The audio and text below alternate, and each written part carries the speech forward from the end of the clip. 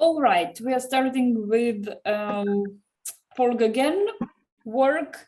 So this is already Tahiti, his life period. Yeah, very interesting, where actually all his famous artworks with those nude, dark-skinned girls coming from.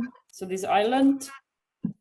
And yes, let's start with sketch. And I will continue talking about Gauguin during whole lesson, but let's go painting also. So let's start with parallel lines. Yes, a little bit also like past lesson, or no, the other before, we had also this story about the perspective. Here's actually very nice. So you can see 1, 2, 3, 4, 5, yeah, lines that absolutely tell us. So let's say the house, a little bit more higher than the corner of the page. So let's say here is the corner a bit higher, and I go, let's say, with one direction of the house. So the idea that the lines that are parallel in real life, in perspective, they're meeting in one point. So here it's more or less here, this middle part where this brownie or this light, thing there somewhere they're meeting. So we can also kind of more or less project it on our paper. The path where the two girls are walking, the path is starting from the corner. So upper line goes from, maybe a bit higher, maybe somewhere here. And the other one from lower part. Later, of course, you can erase a bit and correct your lines. Yeah, it's, for example, I can check the end of the path is kind of ending in the middle of the page. Yeah, so maybe like, so more or less like, till where I need to move. And this upper, so it's like a little hill. And you see this line is already a bit more horizontal. So then, and the upper one where we see, so you remember,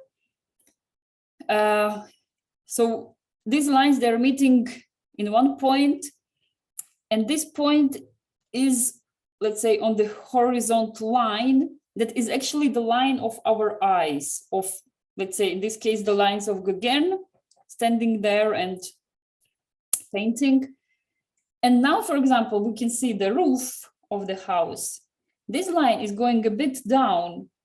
It's exactly the same story. So the line of the roof is parallel to the house, but it's already higher than the point. So it's also going to the point. So then it means the direction of the house will be down. But let's check first where it's starting.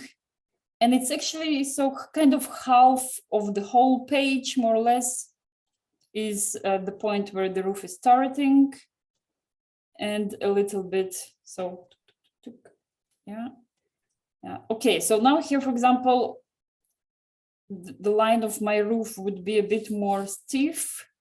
It means that maybe the point is a bit higher. So something. So I corrected it maybe like this. This is. So of course you can erase.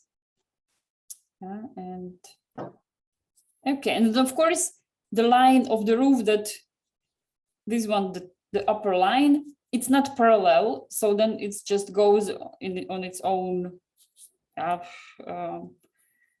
angle. And nice. So let's say this was the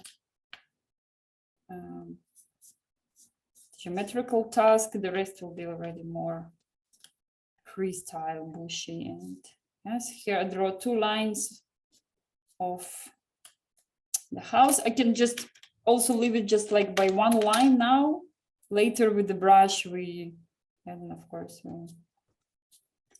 and also don't worry if you don't get kind of some perfect, like Gauguin is really not about the shape. It's really about the color. So, and again, for example, here I'm marking, so here is the window, and you see again, the lower line of the window is also going to this point here. Yeah, and it's already like will be a little bit, the angle will be a bit different than from the bottom of the house.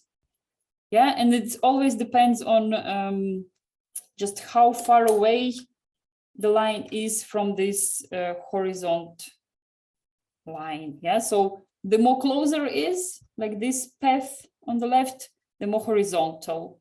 The more far away, the more like vertical line goes. Yeah. So these are like the basic perspective. Hello, Evie. Oh, okay. Hello, hello, Luis. I can't Yeah. hear you. I don't know why. I don't know if it's my system. It might be mine. Hold on. Yeah, we were waiting for you, and then I said, okay, let's start. Luis will catch up.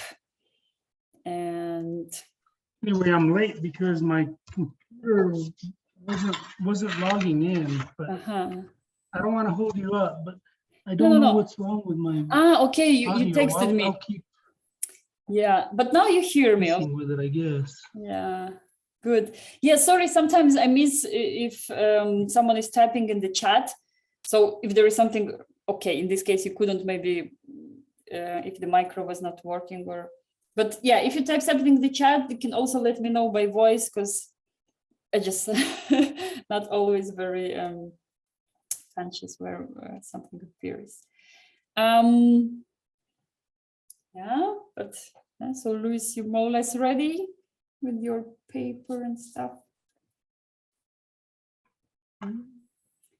So here we were recapping a little bit this perspective story. Yeah, and so like this painting is kind of very nice example how here the line of the house is going to this point, the line, first line of the path, another line of the path, then this little hill. They're all meeting here somewhere. It's like not really, more or less the middle of the page, yeah. And the roof, for example, the upper line of the roof, then it's already going down.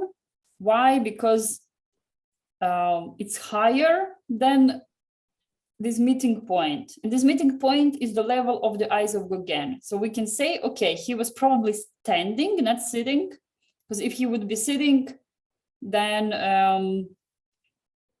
the line could be more stiff, for example, for the house. Yeah? But since like the line of the roof is also closer to horizontal, means he was probably standing. Yeah, and then it also helps us to draw these lines of the door, of the window, because they all is gonna meeting, yeah, let's say somewhere here. Yeah, so somewhere there.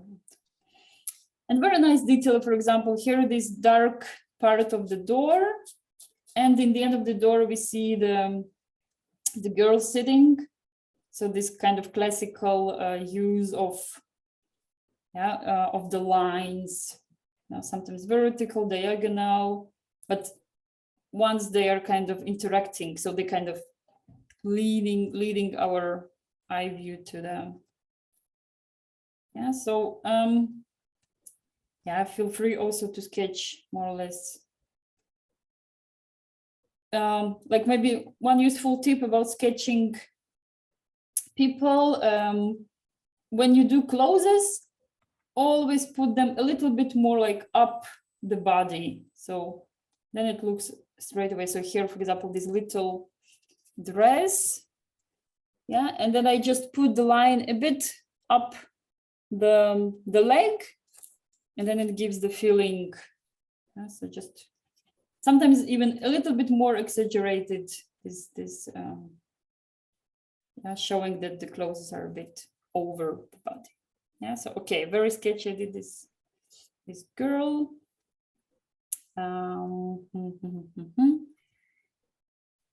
Maybe yeah, let's go with the rest and the people and the what is it, donkey or horsey? We can. Yeah, so okay, then the rest is more like, of course, yeah, already more easier. Some green tree around like half of the roof, and Okay, then the very nice long palm tree. So somewhere here, kind of almost catching the roof, goes this line.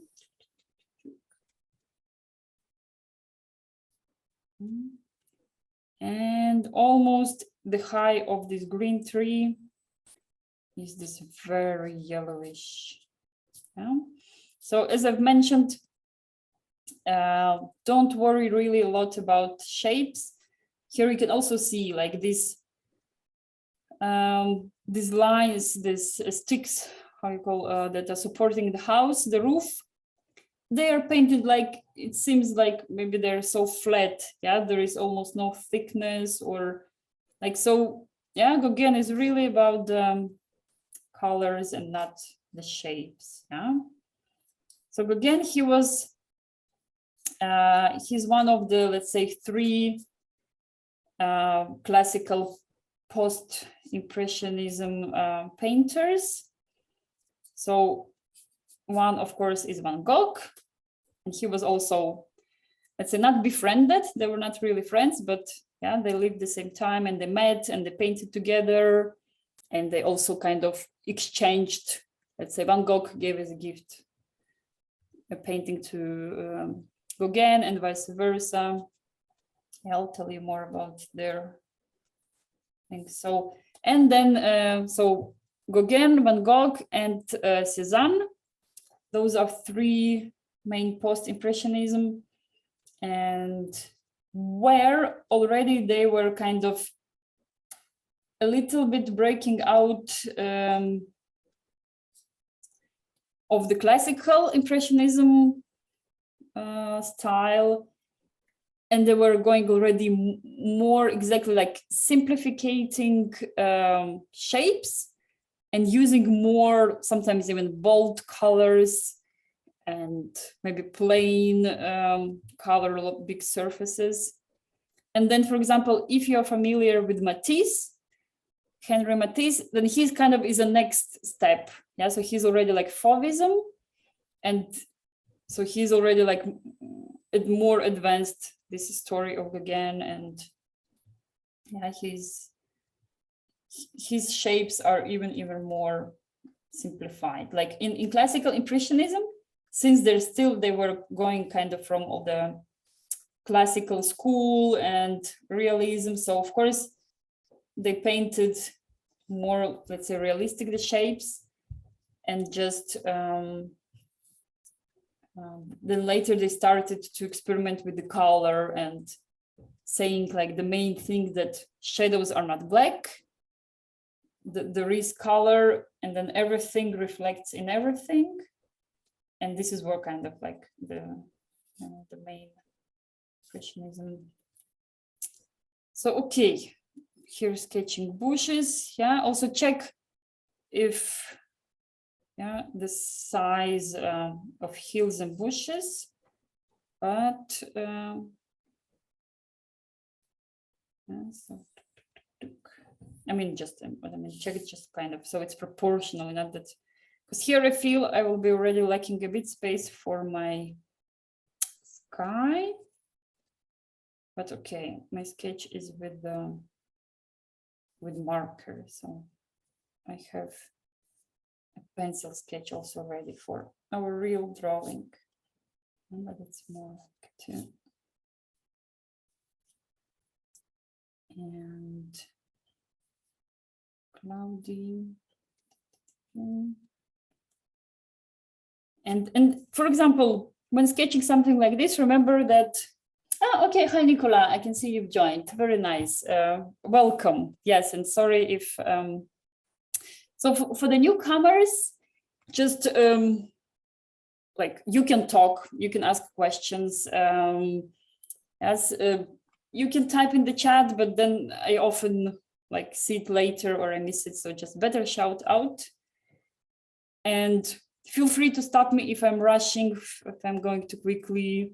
That's very welcome. Just kind of say, hey Evie, slow down, and no problem. And so, for example, we have here lots of objects, lots of line, And the classical and very easy way to, it's like you can check every line, every point, you can check where it lives vertically and horizontally.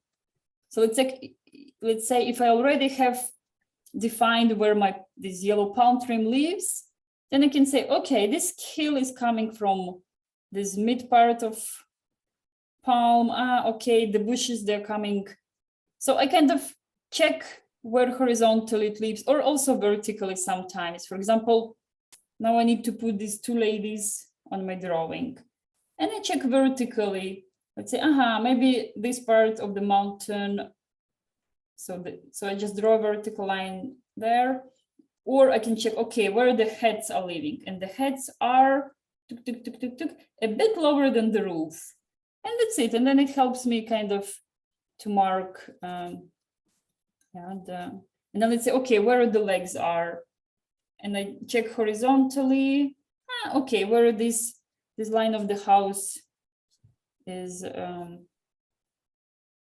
then, and here I get the. Okay, so I got this, but they need to be on the path. So, and yeah, so here I got already kind of very quickly, easily the correct shape, the correct proportion, let's say, also for the bodies.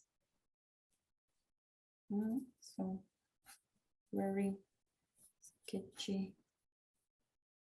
So the yellow head is a bit higher. Yeah, she's walking in front. And we have also our donkey. And the same, I see, he's standing kind of in the middle of this part. The legs are a bit higher than the end of the house. And then it makes my job easier to What I would like to point out here in the middle, so where all our perspective lines are coming, we have this little white, kind of light bluish, almost white piece in the middle of the painting. I would suggest you kind of mark it, I think it makes a good kind of catch of the eye. Yeah, so also, for example, here where the donkey is, we also have one very light spot, and it's actually a bit crossing the head of the donkey. So maybe also kind of just, of course, we have here lots of spots. Yeah, so maybe like these dark spots of mountains, you don't even maybe need to sketch them now. You can really actually just have the general outline of the mountain, but those already do straight with the brush. But those, so 1, 2, and the third one is here also, where on the side of, in the center, but touching the yellow palm tree, and also very light spot. I'll show you like why I put this attention. I think it was last year. I think also Karen was not on the classes yet here, but we were doing some drawing. And take a look here. I was also pointing that we need to, it's a very little piece of water here. It's like almost white, very little blue, but it makes such a big difference if it's here or if it's like not here, So once you put it, and it gives some little, so I think this spot is also important. All right. Yeah. So take your time with the sketch. Then just, of course, you can let me know if you finished, let's say. And meantime, I can just chat a bit more about Porg again, because I have lots of notes about him and very, very interesting his story. And so, okay, born 1848, let's say, and in France.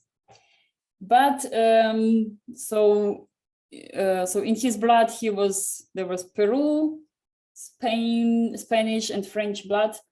So like very soon after his birth, he traveled with his parents to Peru, and he spent there, I think 5 years or something. When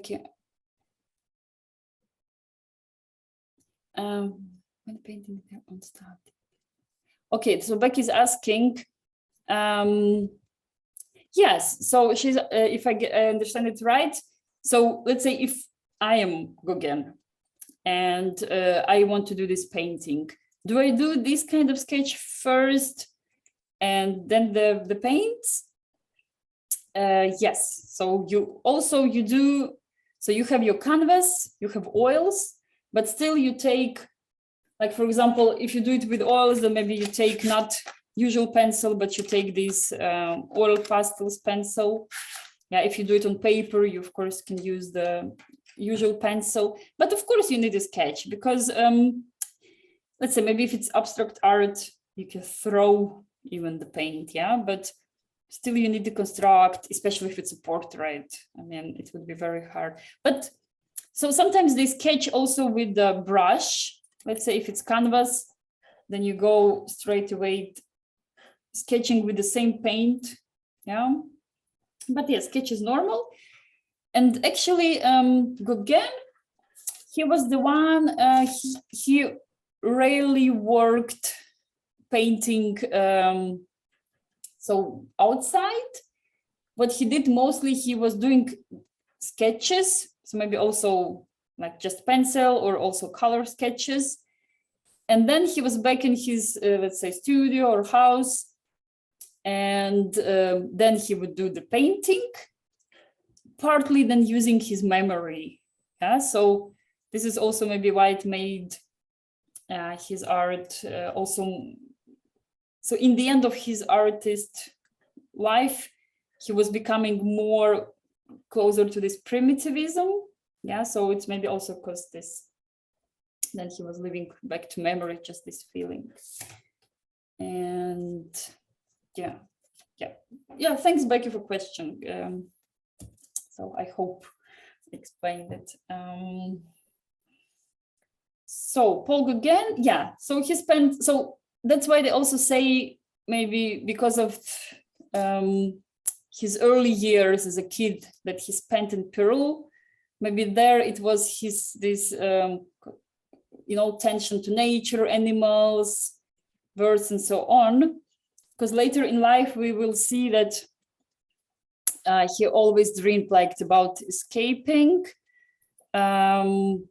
city, escaping Paris, and his dream was like to live in this halfway desert island, and he did it also. Then he moved to Tahiti, yeah. And but yeah, going back to his life, so actually in the start, like nothing said he's going to be a painter. So he was also kind of firstly without money, and he wanted to be a sailor, and he spent many years actually sailing in the French Navy. And so also maybe from there he's a bit rough character. It was like everyone was a bit more complaining. He was this a bit also of course the way you talk, so this sailor influence. And so after not sure how many, but like a lot of sailing years, he comes back to Paris. His mom was dead already by this when he comes back, but she arranged that some of the relatives takes care of him, and he started living and working as a stockbroker. So he was kind of around the bankers, and he actually became successful in it. And somehow he changed a bit his personality for the job, and he was like really silent, and it made him a little bit that kind of, so he created this, so people was thinking, or so yeah, he was like talking little, and And so he got even somehow rich in this stockbroker life. And he got married and got 5 kids. And his wife was from Denmark, I think, Danish, if I'm not wrong. But okay, shall we move to paints, or you need a bit more time to, yeah, okay, Karen is nodding, Louise is, yeah, thumbs up. So then I don't spend too much time chatting when we paint. All right, so let's analyze color-wise, or if someone wants to talk, and also let's say like I don't go into Walton payload. But maybe like what okay, Nicola also is ready, Nicola, to paint. Very nice, thank you for the message. But for example, what would you start with? Yeah, because like, or which color would you start with? What would you do first? Green. Ah, interesting. What about Louis?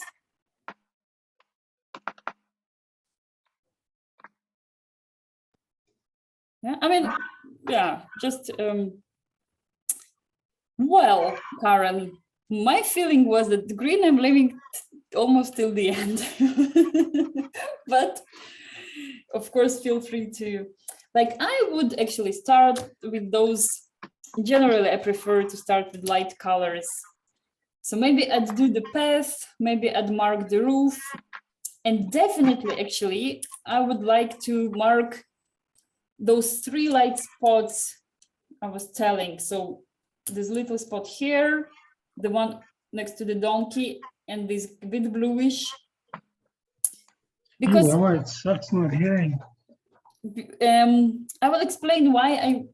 Because we know, okay, acrylics can be covered, but still, even so, if I miss it and I have here all my green, and I have here all these brownish purplish, and then I want to put this light, then I need to put white acrylics, wait till it's dry, and still it won't be that transparent. But if I put it on the paper, and then it's kind of there, and I can kind of take care and save it, then they will, you know, it's more chances they'll leave till the end of the painting. So I would go exactly mixing then, let's say Naples yellow with some white or maybe pinkish, yeah. And then we just mark those. Then we can do the roof, and we do the path. Tell me, Luis. Agree. Yeah, so here I'm putting some pinkish. You can also check if, because Naples yellow, they come different from different brand. This one a bit more orangey, this one a bit more pinky. But if you see that your color is kind of from the tube, it's kind of matching what you need, just put it, yeah. So doesn't really need to always to be mixed. And here I put also white. So and yeah, for example, yeah, this little spot. Yeah, and now I'm using even no water. Yeah, so I just put this part. Yeah, maybe even could be. And then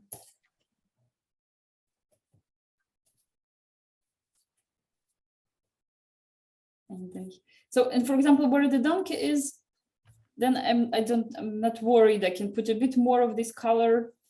So here, for example, I feel maybe a bit more white can be in it.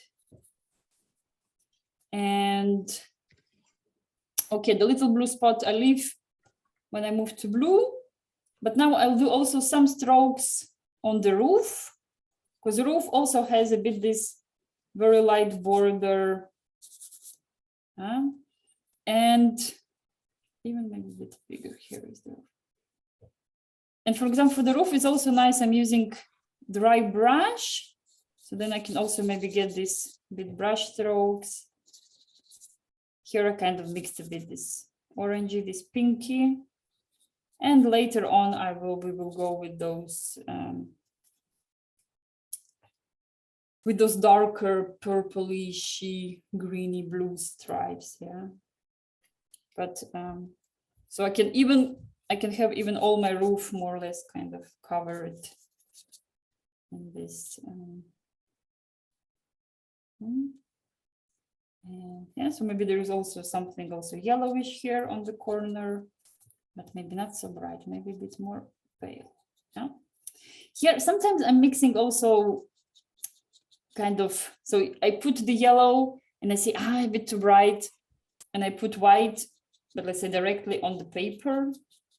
But yeah, maybe it's because I already know and I feel how much I need. Yeah, but of course, it's always better you mix it on your palette. The white you like the pale yellow you want to use, or okay, the palm tree, very bright. So also kind of I can just put those yellow.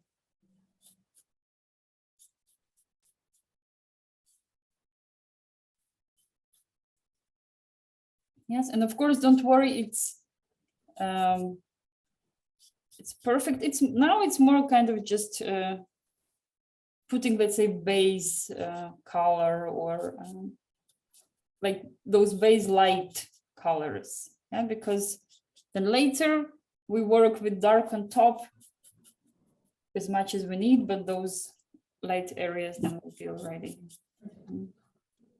And yeah, and then I can play a bit with path. So it also has controls and everything.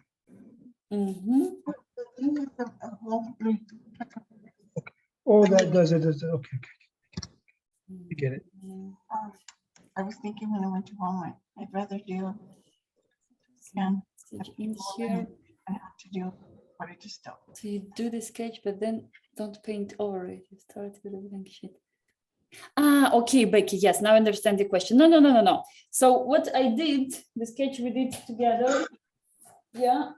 So this sketch I did it in with marker, with only reason because in computer you can't see the pencil very well through the screen. Here I actually have my pencil sketch. Yeah, it's I prepared it before the lesson, but you see it's very hard to see it. So this is why you think I'm going on the blank paper. No, I have all the lines, so I know where everything is situated, where the past, the people, because I did this pencil sketch before. And but yeah, yeah, good, because but it's a very good question. It's just like those who paint with me, they know we do it usually this way. And yeah, and then of course, for example, sometimes it's also when you do the pencil sketch, especially if you continue working with watercolors, or for some areas where it's going to be very light, then I always also suggest sometimes you take eraser and a little bit lighten up your pencil sketch, and then kind of clean well from the eraser leftovers. So actually pencil is very, very, just, of course, if I go where I will go dark, then it doesn't matter, the pencil will not see through. But if, let's say, I'm painting sunset, that where the sun, I don't even mark the sun with pencil. Then I just work with very light, clean yellow, because otherwise I will have my pencil visible. All righty, I'm moving to the path. So I took some pinky. Here I have some sienna. We'll experiment. It's very kind of tricky color he has there. A bit brownish, a bit pinky, but also kind of light. So probably what I also like to do, let's say I have here pinky, I have here a bit brownish, I mix them. And then on the half of it, I will add the white. So now I have kind of two colors. I have this light part, but then I also have this darker. Yeah, so then I can straight away paint. And for example, the strokes for the path, I can do straight away a bit horizontal. And but actually just this part, the later part, I see he has strokes more along the path. And here, for example, again, I'm playing a bit with my brush is kind of dry. I still haven't used water. And I can also leave a little bit those brush strokes. So later I just go with darker parts in, but it has a nice feeling, those left brush strokes. And so here, for example, I'm using the same mix, but the one I left without white. And okay, there is a bit something. So under the legs, I see, let's maybe zoom in a bit. Right? So under the legs, I see here a bit more kind of something orangey even. Okay, I don't have orange ready, but maybe yellow inside.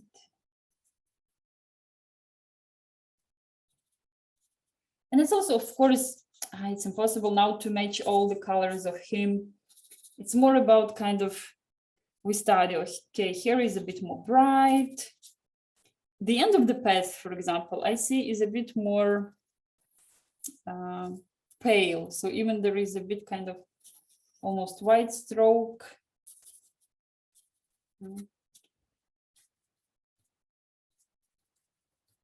So here I played a bit with the path. Yeah, and also I'm not sticking too long. Let's say I've put those basics, and then we will come back. And the upper, so since I have still a bit more paint and the upper part, but it's also lighter, so maybe just a bit more white. So this upper part also looking very nicely.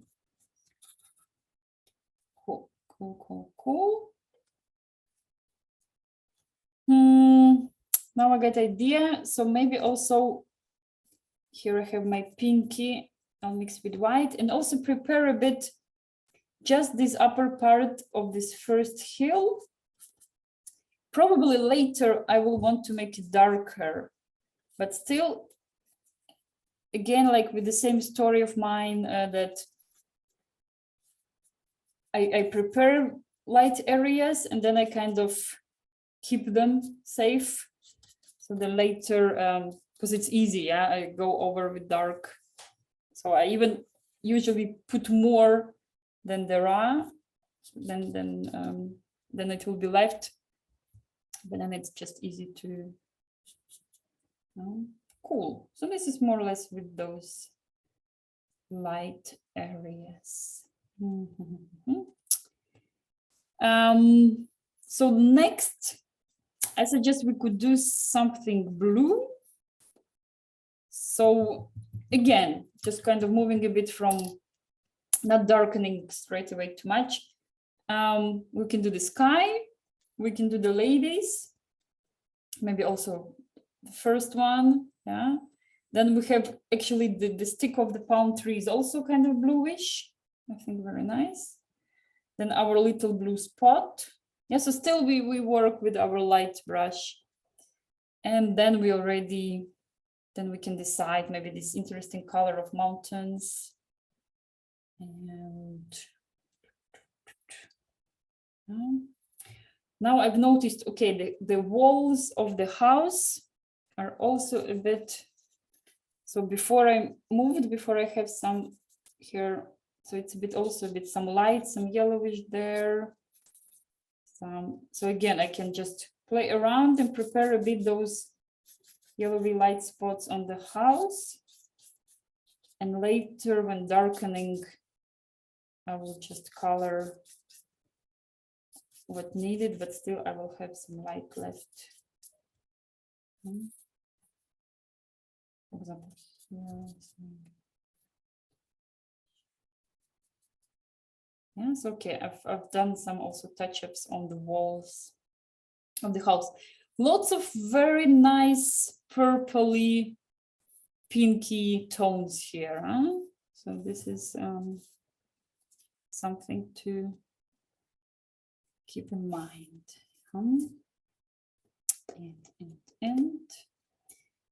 So I'm going for blue. Yeah, how are you guys there on the other side? Yeah, thumbs up, or like if you need more time, let me know.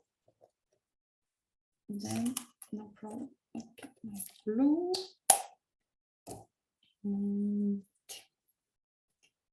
So also for the beginners, the classical mistake is mixing white with blue. Remember, to make the light sky, you need much more white and a tiny bit of blue. And the usual then mixing, it's always better to come in with like 2 times than put. So I take just a tiny bit of my blue. Now it's already, so here on the bottom of my brush. And even now it's maybe already a bit too much. And then I mix it into white. And then if it's not enough, I come back and add a bit more blue. Yeah, but this mix is usually always the, like, easy to ruin, you know, like when you need to get from, when you need to get a light sky blue. Of course, sometimes you can have it straight away ready in the tube. But if you have just the dark, then, okay, I have my blue here. Maybe it's also too light, but, okay, yes, Nicola said needs a bit time to move to blue.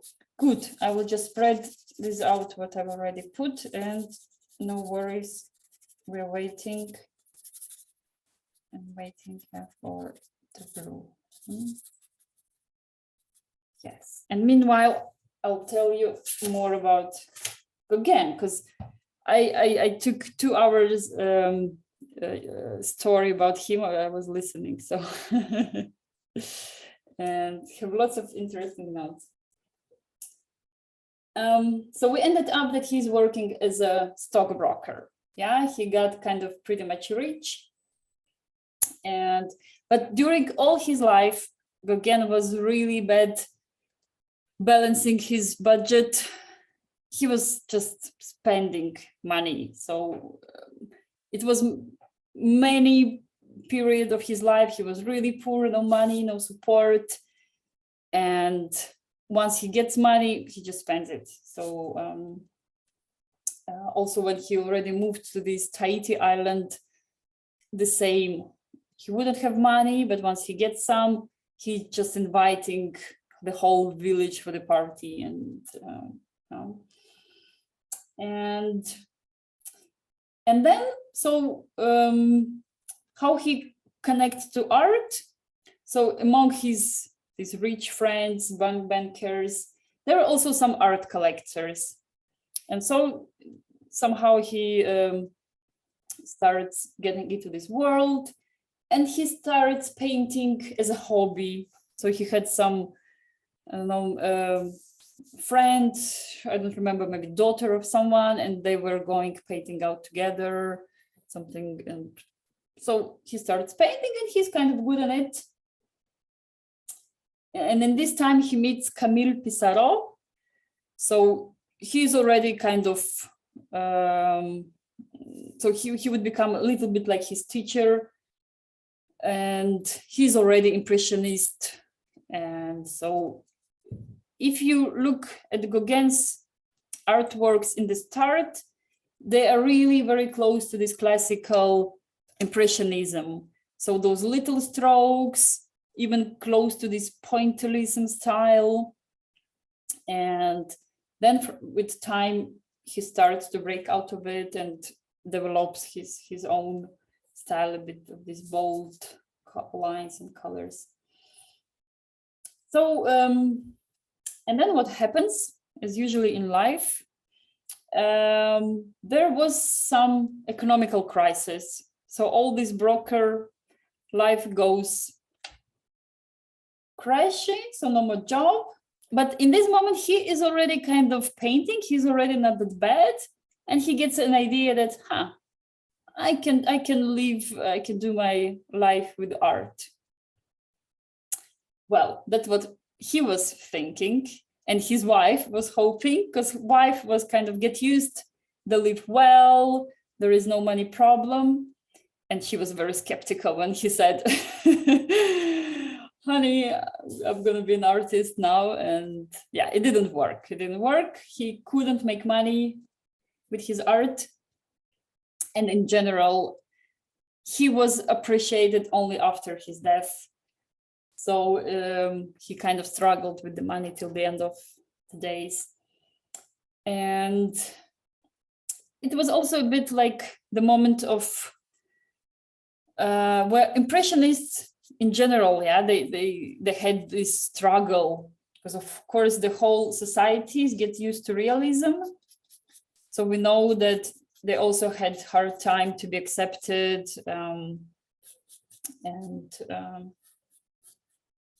so yeah, it's not working his life in this. What I'm doing now, so for example, first I had mixed. I kind of got very light blue, but it's okay. I'm putting this light, even if, of course, I see there are a lot of darker. So let me check some hair going around with my mountains. Mountain. It's because I have zoomed in, of course. Yeah. So here. So I'm putting kind of just putting the base this light, and then again I can play a bit on top with the blue, with a bit darker blue. But here is a bit tricky. It's kind of, I'd try to do it more or less straight away to have them a bit more blended. Yeah, so blending is it's just a technique, so no worries, you develop it with time. Yeah, so let's say now I'm putting dark strokes. What I'm using also often, I just wipe my brush instead of putting in the water. Okay, cool. Nikolai's caught up. So for example, I had my light blue layer. And then I went to put a bit those dark strokes, but now I want them to be more inside, more integrated. So sometimes also, since if, for example, I want to continue working with dry brush, then I just don't really even water it, just wipe it. And then I go back again to my first blue. And then I kind of, yeah, so coming back to my first light blue and doing those, let's say, integrations. Yeah, and then if it becomes again too light, I can dip in a bit. So here is my blue mix on the palette. And yeah, and again, doesn't have to be perfect, but just also kind of making the sky a bit different. So we put one plain layer and now a bit. Yeah, of course, if the brush is too dry, of course, I add a bit more water, but then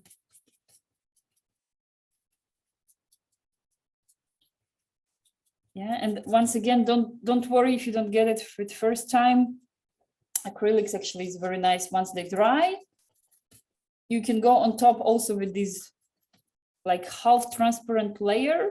So in this, for example, once it's dry, what I do sometimes, then I use my brush more watery and I put some color I need, and it still gives, like, it lets my blue shine, but maybe it lowers the intensity if it's too bright or something. So yeah, and now, for example, I can also come back to white, pure white, and do maybe some strokes.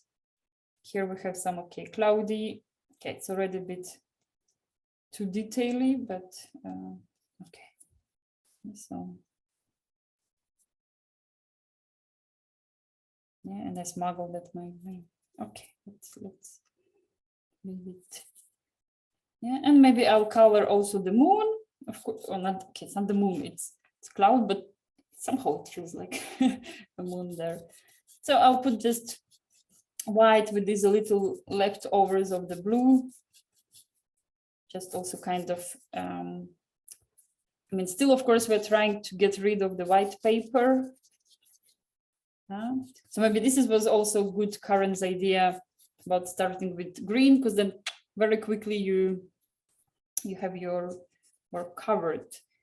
And it can be both, yeah? There is like, it's not that you need to start the way I suggest. Acrylics can, yeah, like in watercolors, yes, there is more strict rules how you go your way. Fine, since I'm still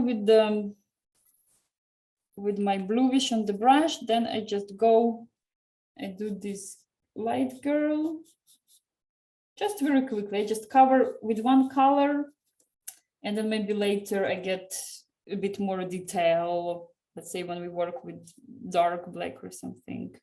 Oh, and the palm tree, not to forget. Tick, tick, tick, tick, tick. Yeah, of course, a little bit more thick, the end of the palm tree, and a bit more thin.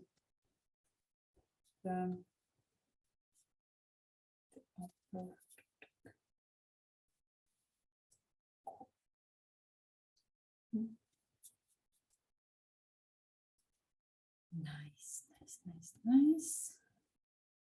Purple. Okay, there is some like bit one bushy there.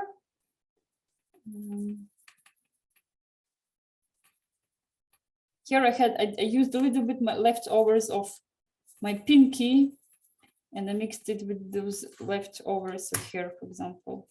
And I got a little bit very light, I don't know, very light purpley. So just also maybe playing a bit, leaving a few these light strokes for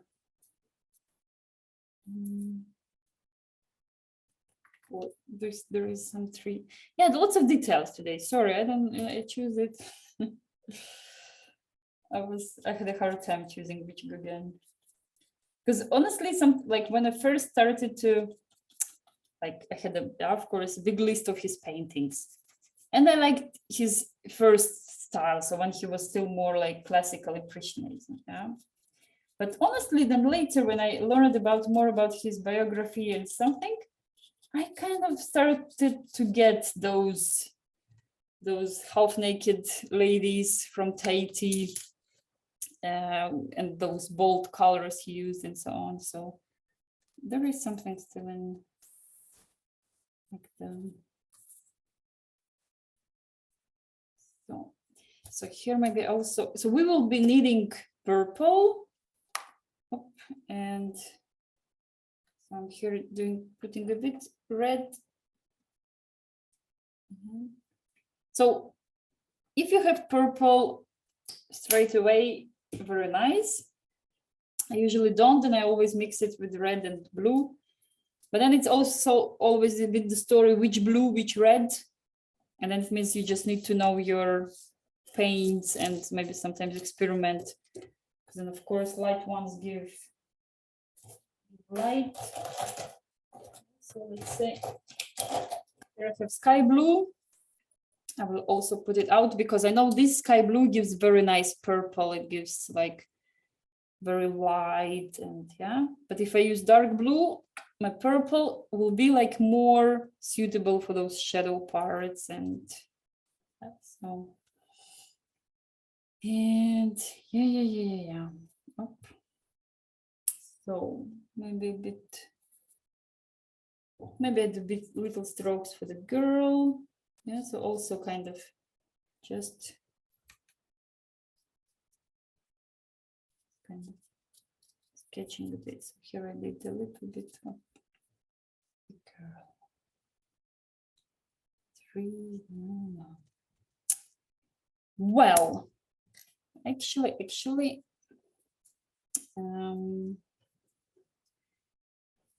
maybe Karen, right. Let's go with the green.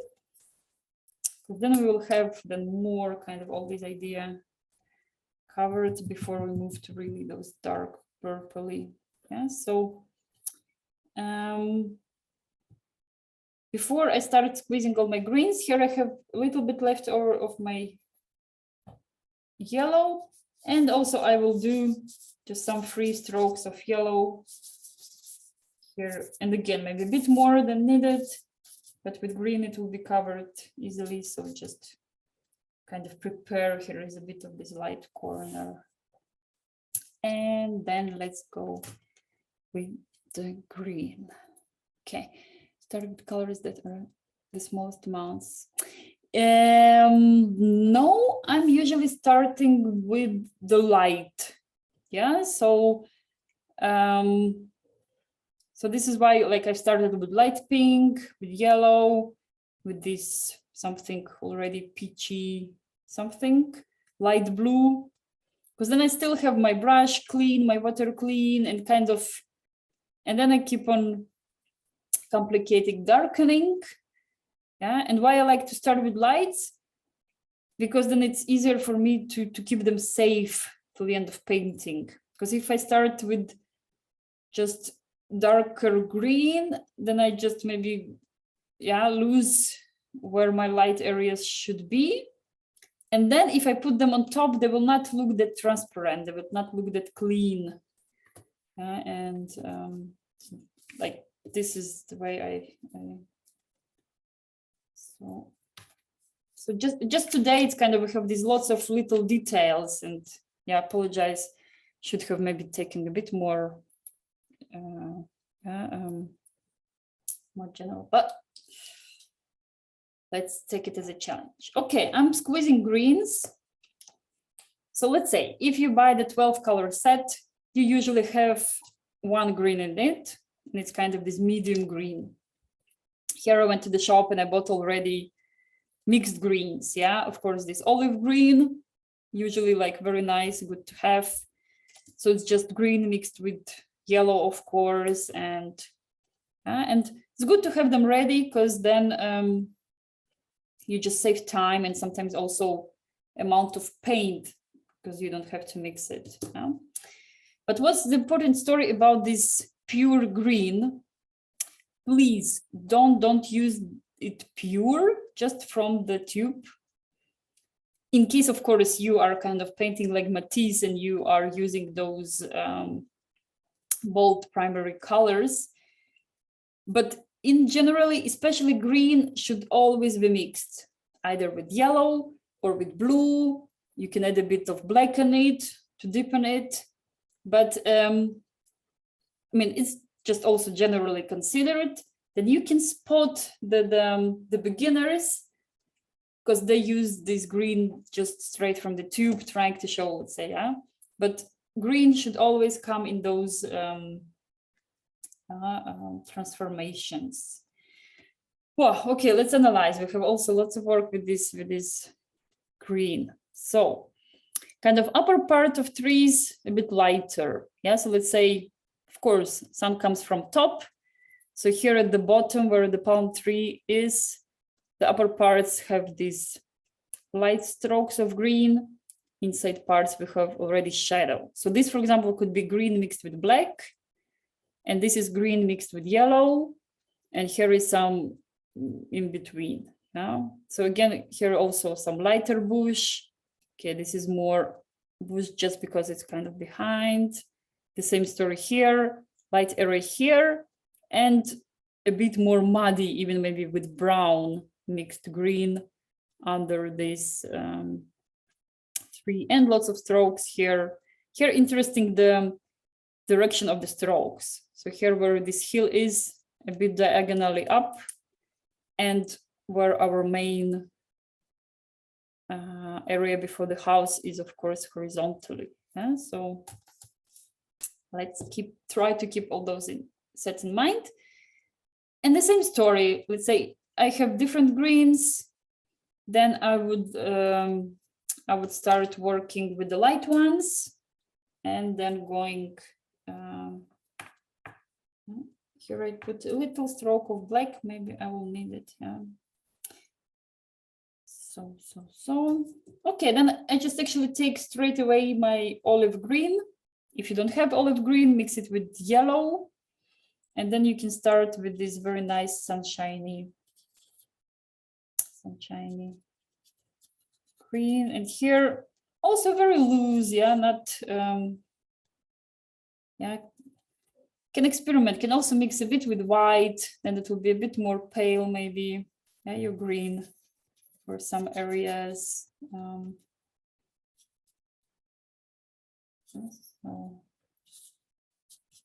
And again, I'm kind of putting even more than there is, or in the end I will have, but it's just kind of putting more, and then later we'll have to, we'll have them covered with them.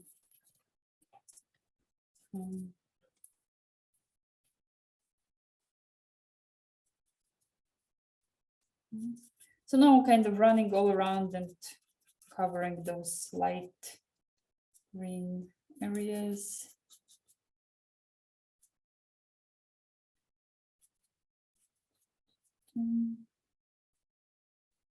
Yeah, so remember, before the house, again, my brush is kind of dry. So again, I'm moving and I have those brush strokes. The brush strokes are staying.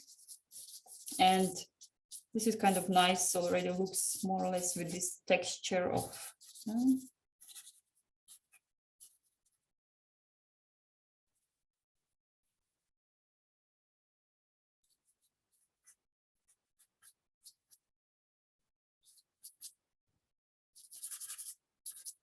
Yeah, so here, very covering it all very loosely.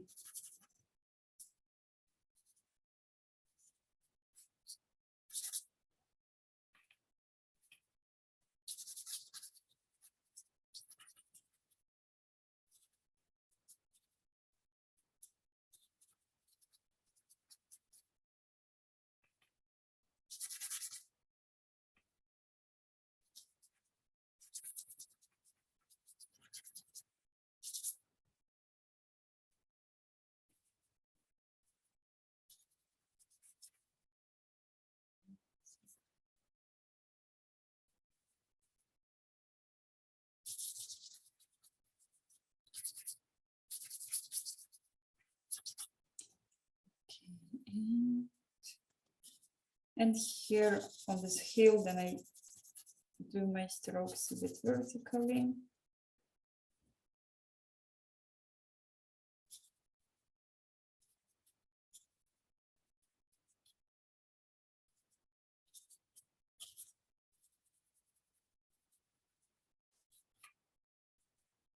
And I kind of cover almost everything, and then later with the darker.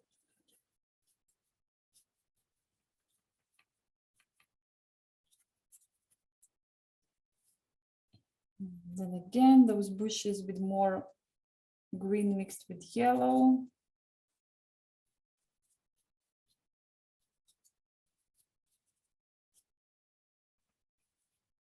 And then also, or maybe green. If you have darker green, you can mix it with a bit white, and then also maybe tiny yellow. So it's not, if I mix green only with white, it becomes maybe a bit too pale.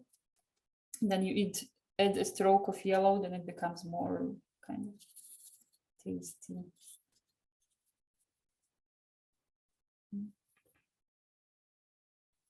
And yeah, so even those dark bushes in the middle, they also have a little bit like lighter upper parts, and then they will have the dark ones. Cool, so this is my like layer of those light greens, and then we will now make it all together with more darker green, and then it will make. Yeah, so in generally, what we're painting now, we're painting light and shadows. So we have painted light, but for the thing to have shape, we need shadows. Yeah, so remember, light and shadows means volume. Yeah, so now with darker green. And what will I do? I will have a bit more brown maybe first, mixed with my green. And then if it won't be enough, then I will add black. Yeah, so, and again, adding slowly. Yeah, so add brown, mix it, see how my green looks. So it should become more deeper, but it still has to be green. Yeah, especially when you start doing it with black, do it like slowly, slowly. So then you need to feel your green is deeper, but not like black already. Huh? And so I did this first thing with brown just to see how it will look. Will it be enough? Not enough?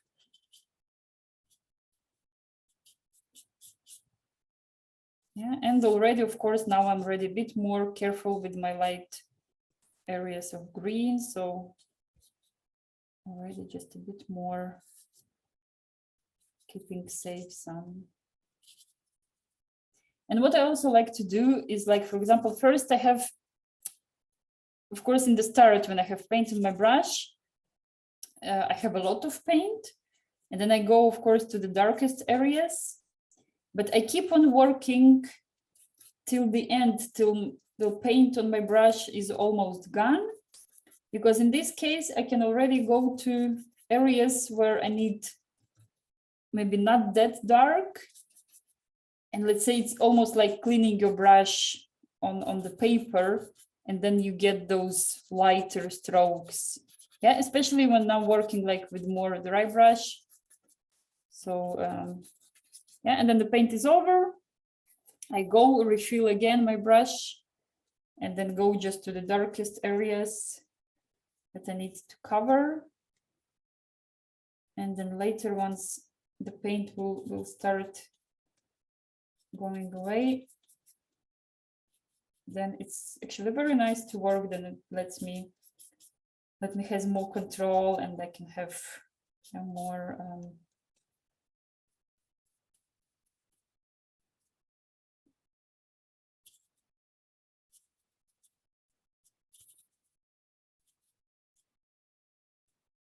careful with the heads of the girls. Yeah, we should have marked also yellow head earlier, because then it will be already as a spot sitting, because I nearly missed it. But of course, it's not the end of the world. Yeah, it's just, as I say, it looks more cleaner. Yeah, when it's the first layer on the paper.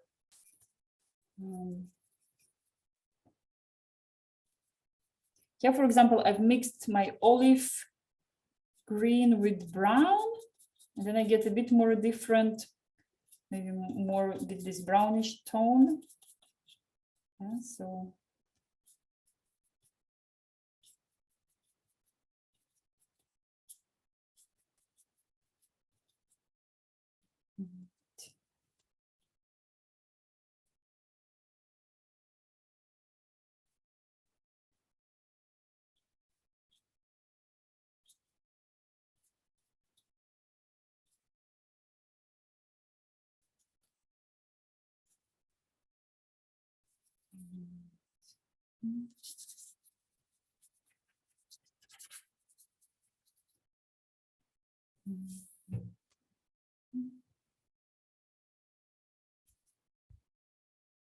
aha, my blue lake almost lasted.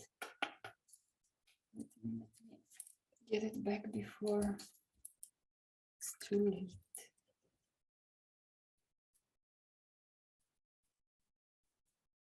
So it's somewhere here.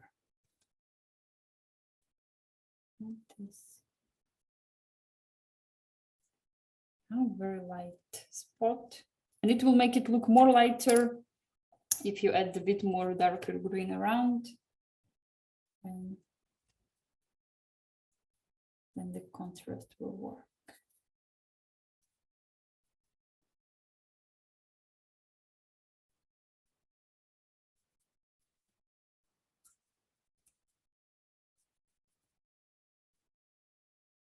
Ooh.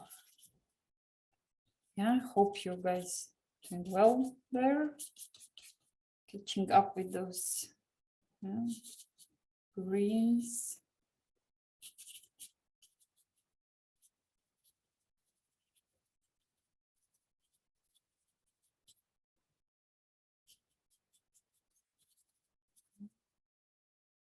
So.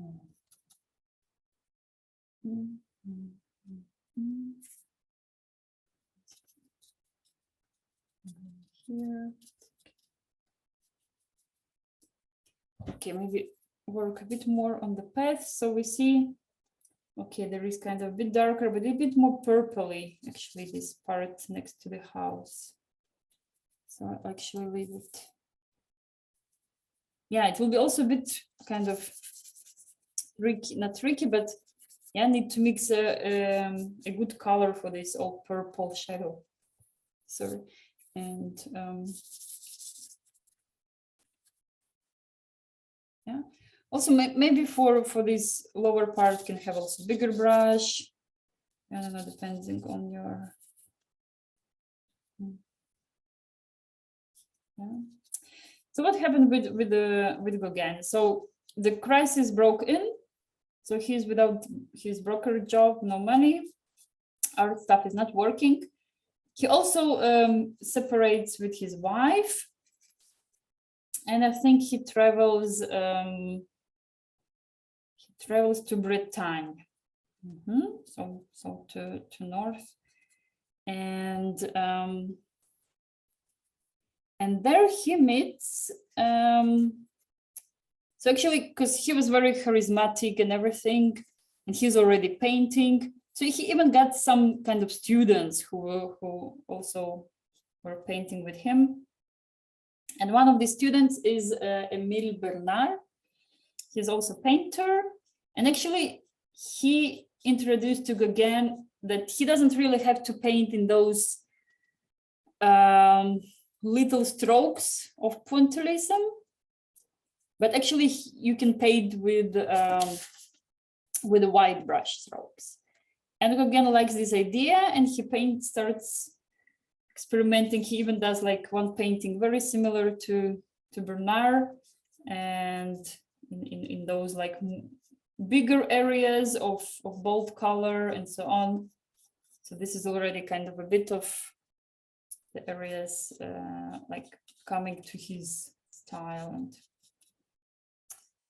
so, and there he also kind of understands and develops this idea that now you hear it a lot also in art. When you paint, it's working from general to details and back. So your whole painting should look all together, and then you come and do some details. And it's also, let's say, if you go to the museum, you walk and you see a painting, or first you even sometimes maybe with the side of your eye, you catch, okay, on the left wall, there is something, and you like the general feeling of colors or the general feeling of something, and then you come in, and of course, then you can start studying the details.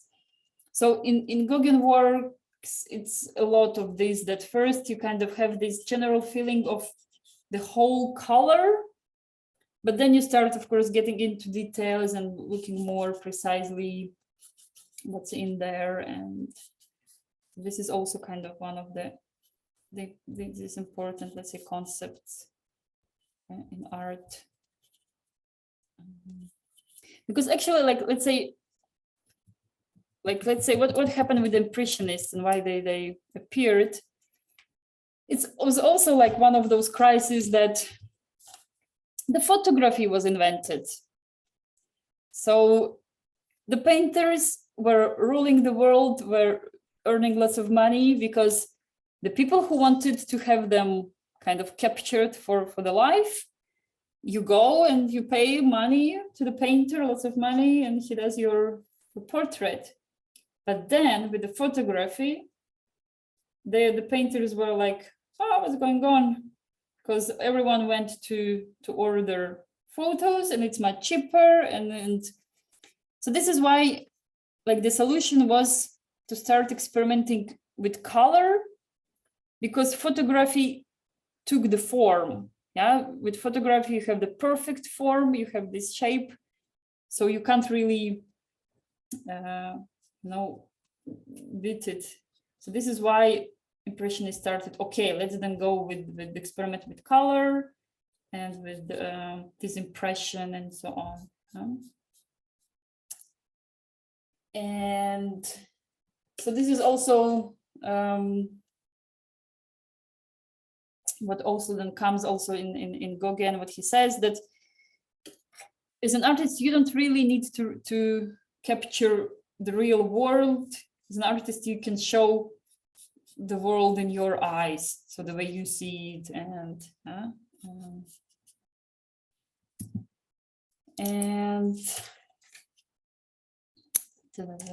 so greens, yeah, more or less here. Yeah.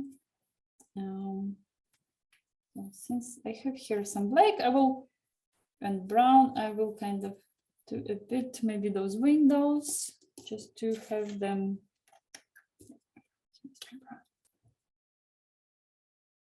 And because I feel once we get into these purpley mountains and everything, there are so many also little tones, details, that maybe it's kind of good now maybe to have the window painted, so it's more like already we feel our painting is more or less till the end structured.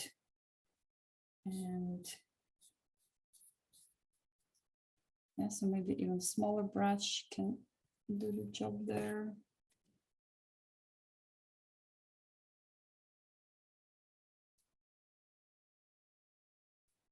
Yeah, and here, for example, so I took my small brush to do the window, and I use the chance, and I can also do some maybe little strokes of the roof. Yeah. And again, the same story. First I do strokes, and then I wait till it's already less paint is left on my brush, and then I can still continue kind of doing, but more like lighter. Yeah. Okay, here I have used actually Payne's gray paint, but maybe I should have waited till we reach the purplish. But okay, I won't do much. I do just few, just maybe also more like this outline of the roof and the shadow under. Maybe it's more, although it's also more. Yeah, but it will be hard. It's like next level. Maybe then you need to paint more hours too, because there are a lot of very nice, these purpley greenish shadows, and then they're very beautiful. But this will be going like too much detailing, so say just to door.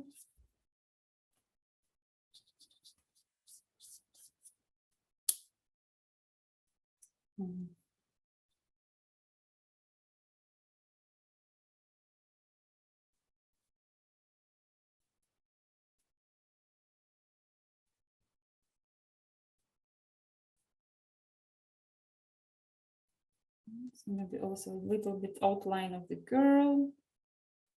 Like since I'm in the small brush, then maybe the hair, maybe some outlines.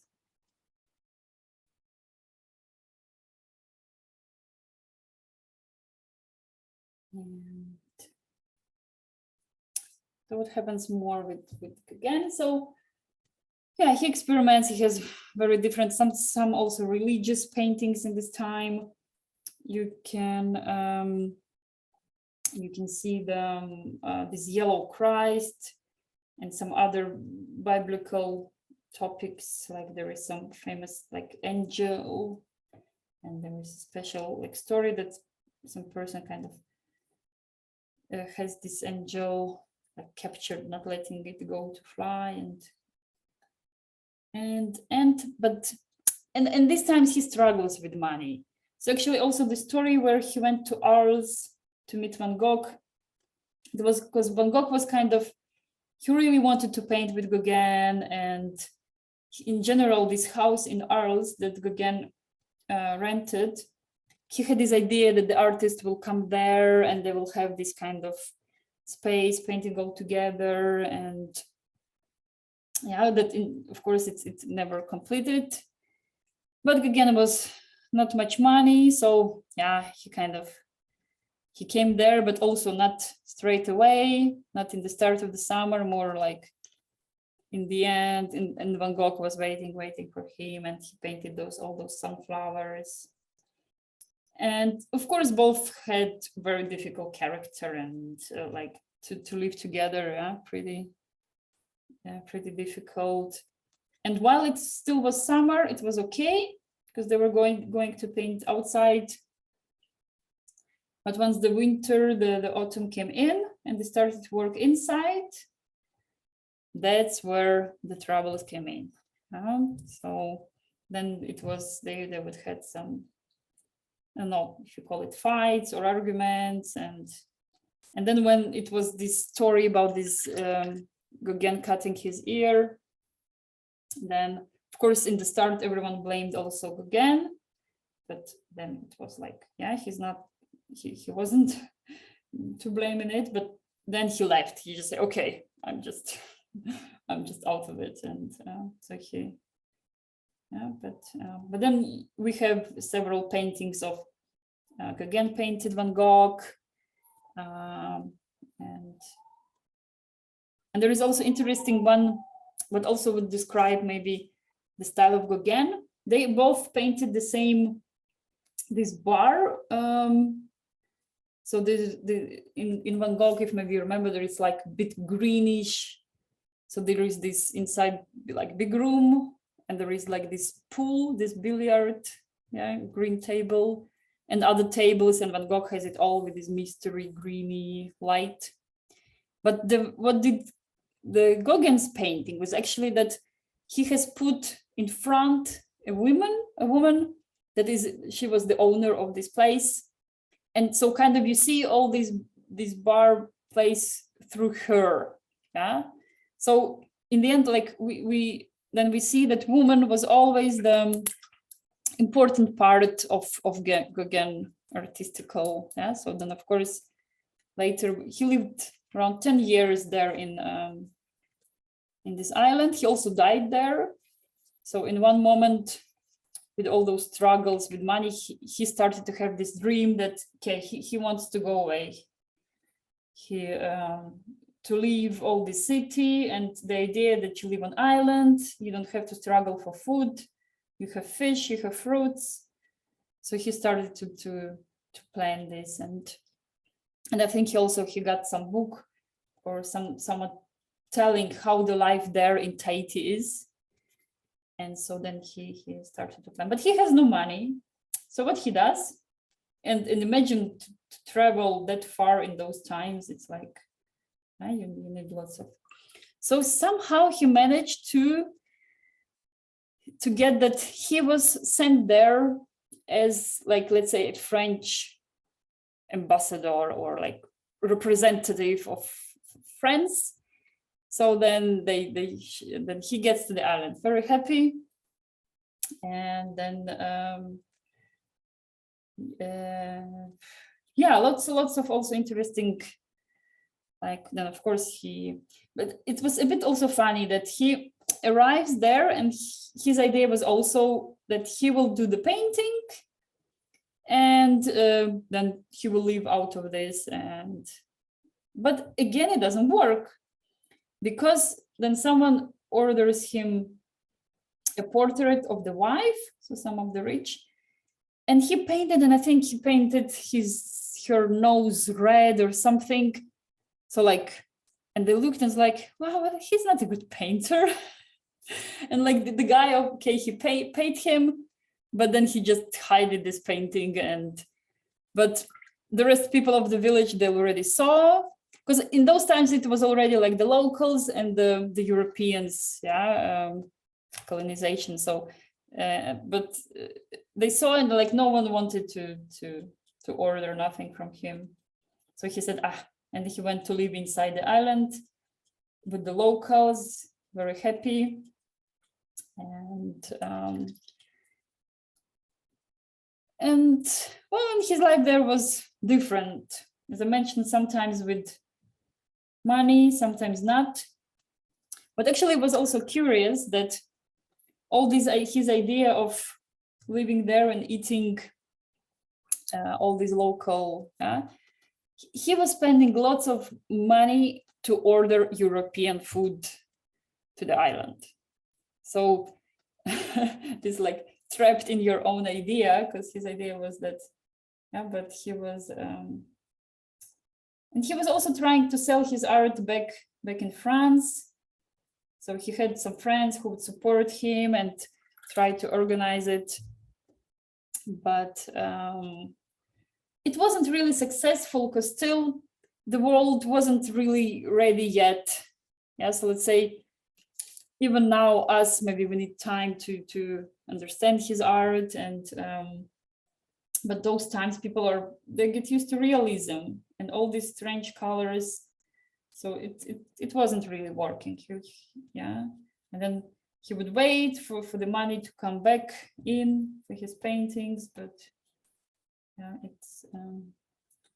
wasn't the case. But yeah, but then of course we see all his famous artworks from these times, from Tahiti, where then he develops more this feeling of colors and more.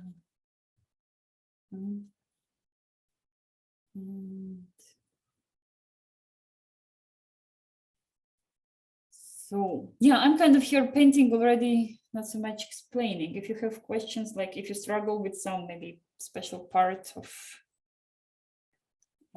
here, I've mixed my blue with some black. So I already kind of did some maybe with darkened parts.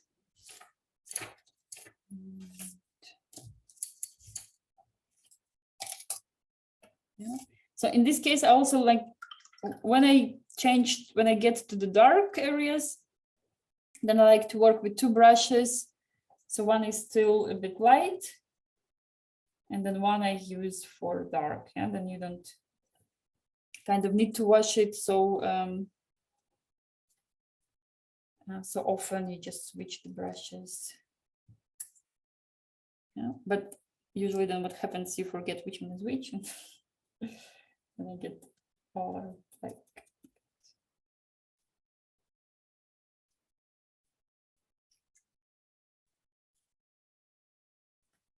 So let's take a better look what we have.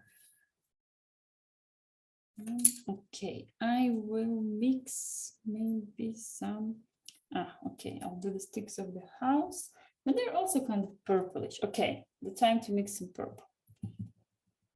And again, like mix purple, and then the half of your mix add white, and then you have one lighter, one darker. Yeah, of course, I mean, you can do more. You can do one purple a bit more reddish, one purple a bit more bluish, and then both of them you do a bit lighter and darker. And but minimum, of course, it's always at least two. And then of course, when mixing with white, then you need more white and less this mix. And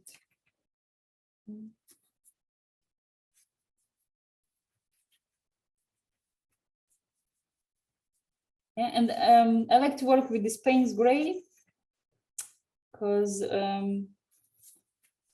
yeah, just to avoid using black, because black is a bit more yeah, then you get a bit maybe more messy dark, like it's,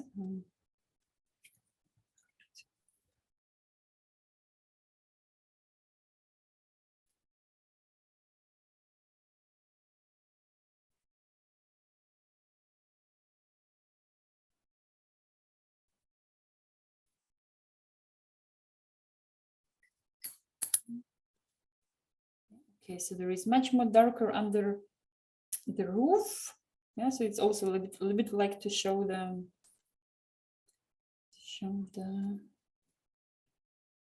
okay,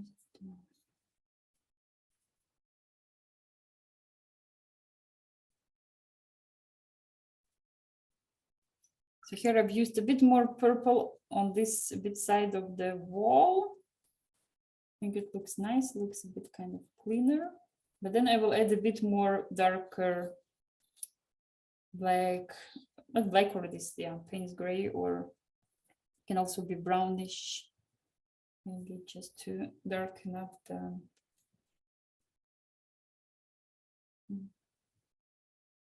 Yeah, so there is somewhere also a bit of this dark green under the roof.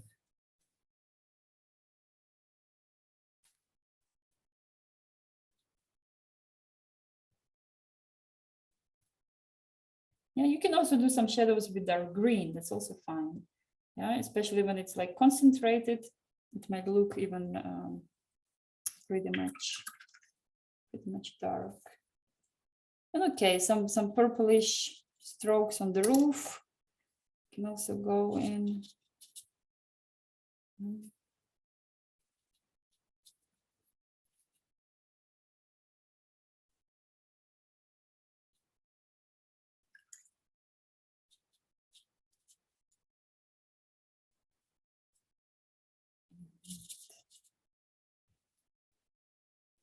Okay, this line of the house also need to finish it, otherwise it looks all.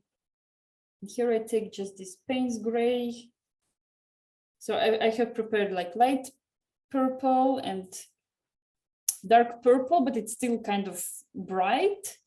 And then I've added a bit of purple. So here maybe I can show you. Yeah. So here I have light purple, and so first I've mixed this, just red and blue. Then to this one, I've added a bit of white, so it's pale. And then to this, again, the first one, I've added a bit of this Payne's gray or black. And then you have a bit those.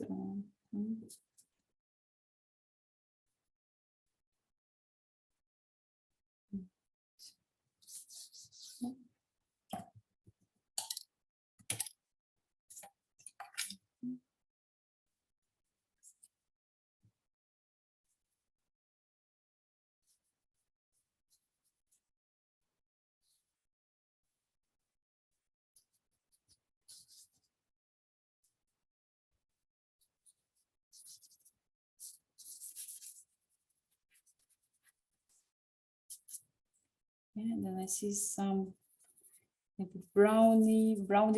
It's also very good trick. So once you mix pure purple, red and blue, and your purple is very bright. But if you want to lower the intensity, so let's say like maybe this corner of the path, so where this path is starting, so you just add a bit of brown to your purple, and straight away it can kind of, yeah, it's not so shiny bright. It's like then the calm down version.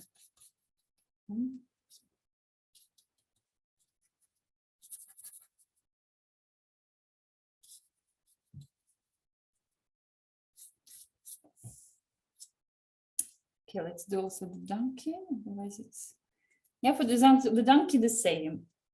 So to create the feeling of his shape, of course, his body curvy. So first I go, okay, a bit maybe too light, but first, even since it's very little, he's very little there, yeah. But I cover almost everything just with this light brown, and then just later I go on top with the black details, and then just maybe a little brush, and too dark.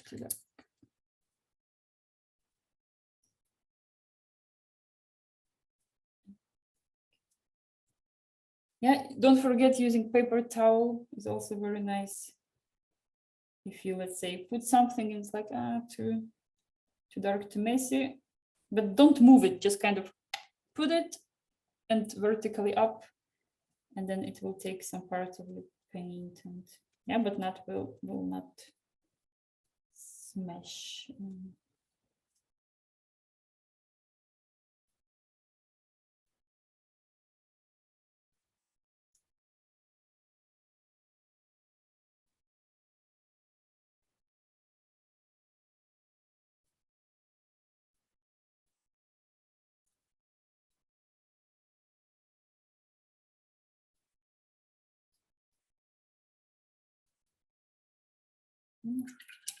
And of course, don't forget to look at your painting from far away.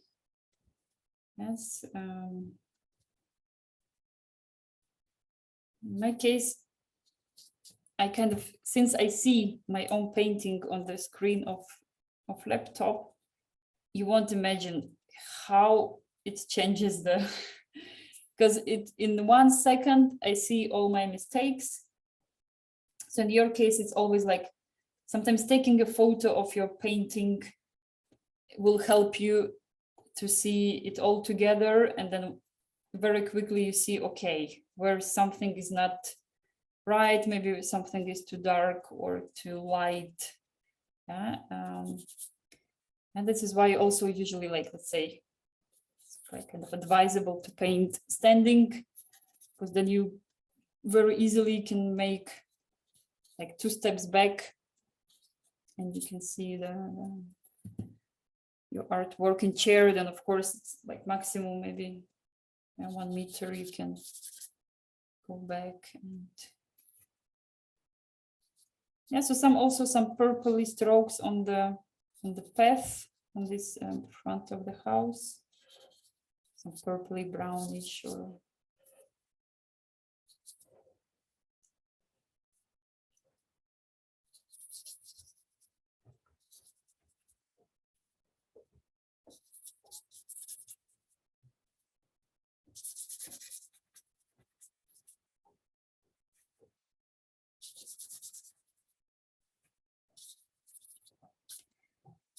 yeah, let's see, what time is it? Okay, yeah, we are mountain left. Yeah, so also maybe my palm tree is too light. I can also lower it down. So for example, in this case, I had my palm tree. So what I did, I just put up some watery paint. Yeah, so not necessarily I need to change completely, but just kind of, and basically usually I do it with some leftovers because the palette is already full, and just find some maybe muddy mix, some grayish, and just go and like if it's, because even now I still feel maybe it's too active. Yeah, so then just to lower the intensity of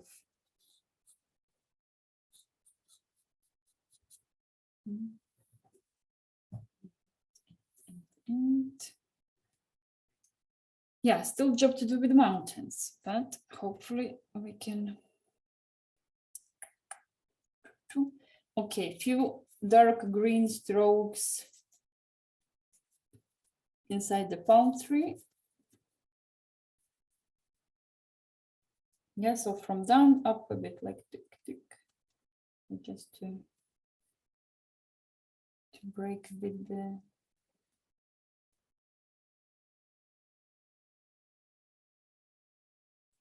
Yes, and then of course, so if anyone has troubles or something, remember you can send in WhatsApp your artworks. Yeah, for maybe, so who's new, Nicola, and then yeah, we use WhatsApp chat, and we share the results.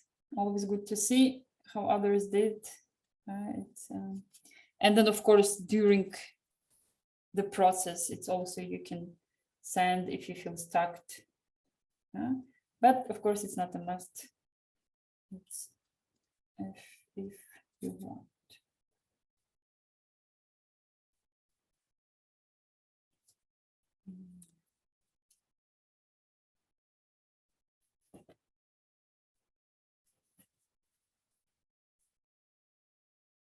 Yeah, so here very nice where palm tree and the bushes, there is some very dark blue.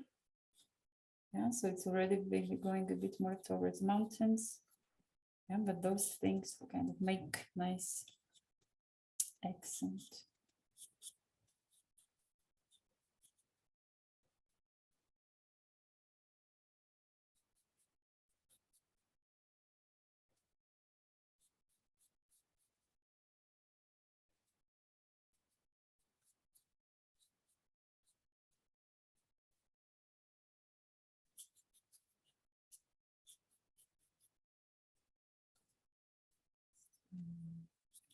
dark strokes here.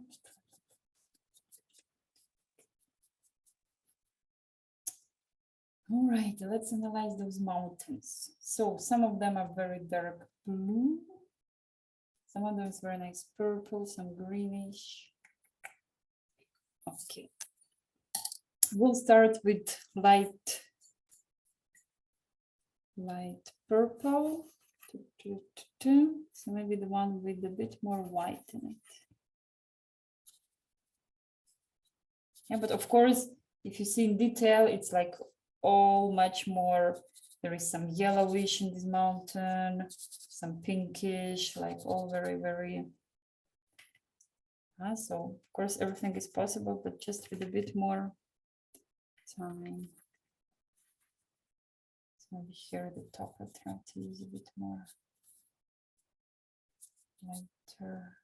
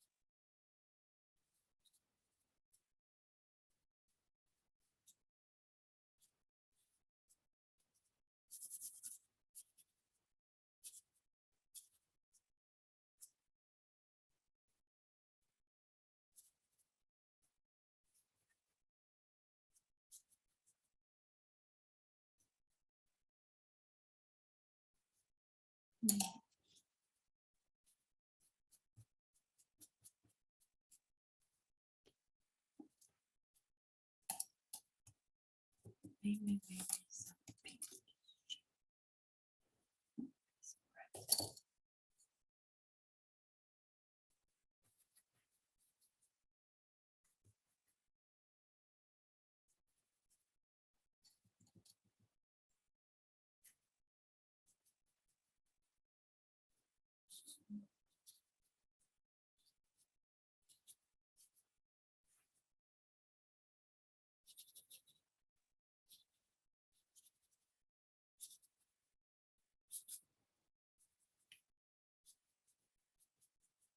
And again, in some parts you can mix again your purple with brown. Yeah, then gets a bit more different. So somewhere you can use pure purple, and somewhere you can switch to a bit more.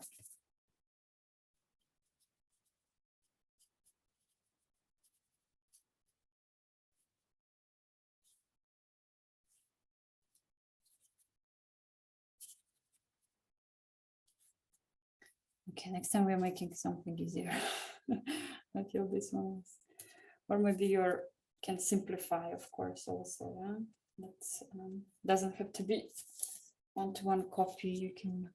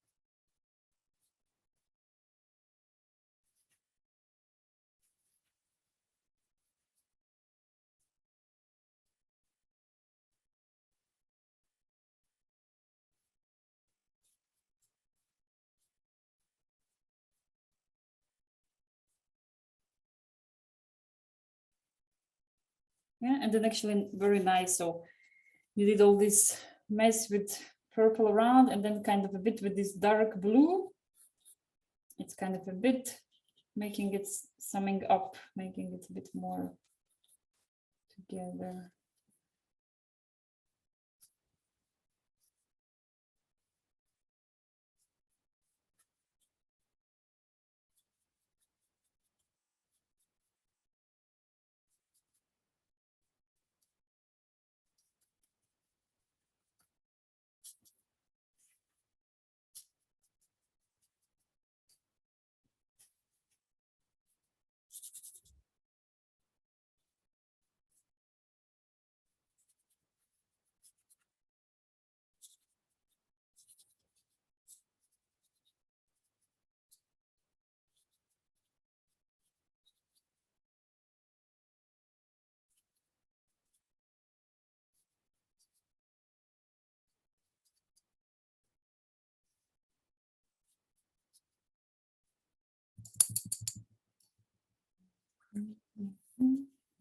Yeah, and then of course very important kind of, let's say when you say okay, more or less all the stuff is colored, but you still need to sit back and then recap the tonalities.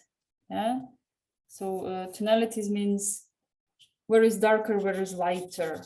Yeah, so if all your shadows are on the right spot, if something maybe is too light, yeah, actually often happens that something is like too light and it kind of yeah, it's the jumps out from the area. So some areas should be, and then you start calming down. Then you can use this, you take some muddy brownish grayish and you just with a bit this half transparent muddy layer you apply on top. So then you keep your pink color or you keep your, yeah, whatever it is, green or something, but it's not that intense. So maybe, for example, even my blue water in the middle a bit too. Yes, then I just kind of calm it down.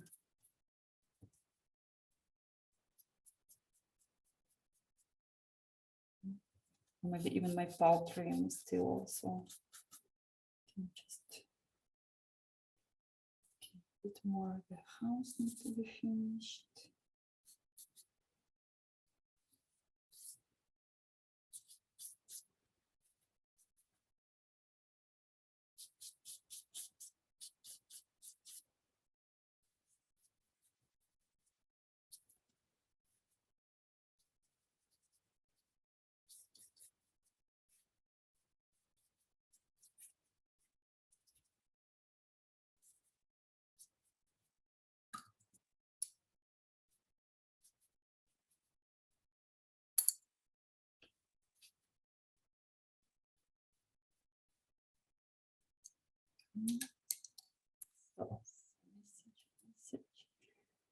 All right, Becky, yes, thank you also very much.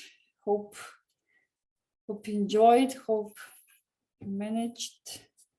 Oh, the moon, I'll try to do some spots on the moon. Right.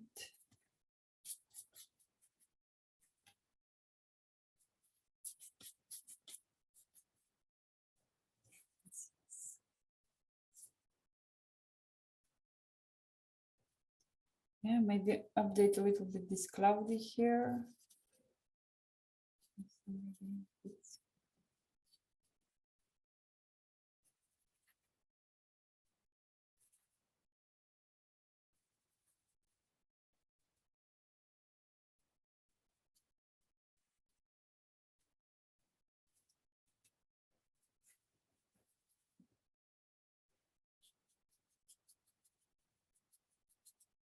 Yeah, then again, also this purple bush here. I go with more, some also pay some brownish insides, also kind of not leaving it too spotty. Or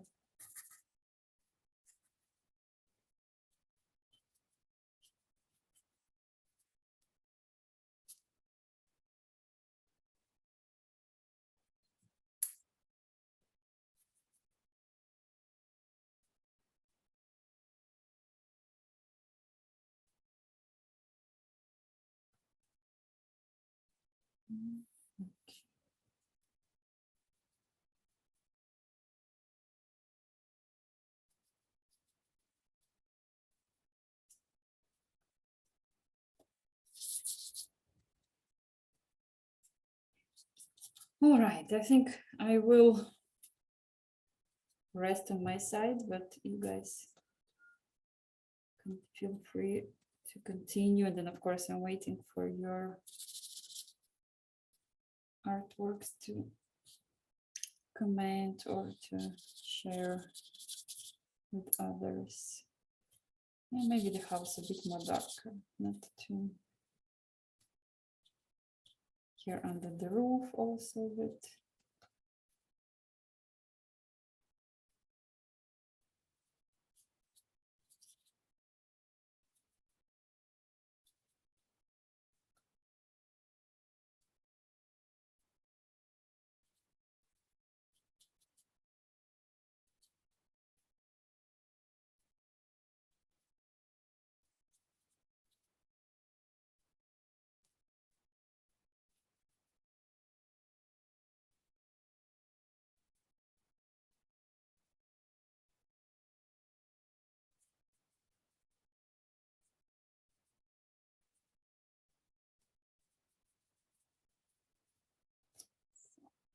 message. All right, yes, Nicolas. So of course, so there will be recording available, so you can also use it if you will need it. Yeah. It, of course, I'm actually like, I feel myself, I'm rushing a lot kind of to finish because lots of details. So of course, I imagine it's hard to so no worries. And yeah, and also not all artworks meant to be finished, maybe just like experience a bit to what is it to paint with all those lots of colors and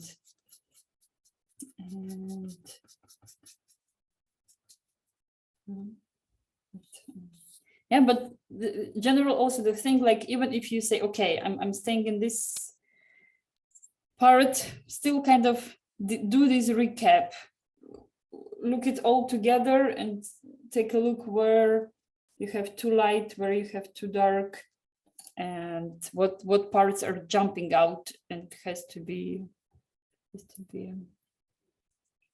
yes.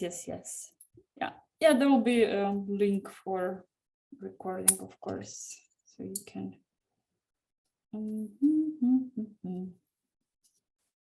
yeah, so for example, those first light areas that we have started, I actually knew, yeah, that I will be lowering the lightness closer to the end of painting. But since I don't know how much, then I always try kind of, I go with the lightest, and then now if I see, okay, this spot is a bit too intense, and then again just some watery muddy. Evie, I'm a long way from finishing, but I've just popped you over a photograph. Hey, cool. I'm excited to see. Thanks for telling. Let's take a look. Here's my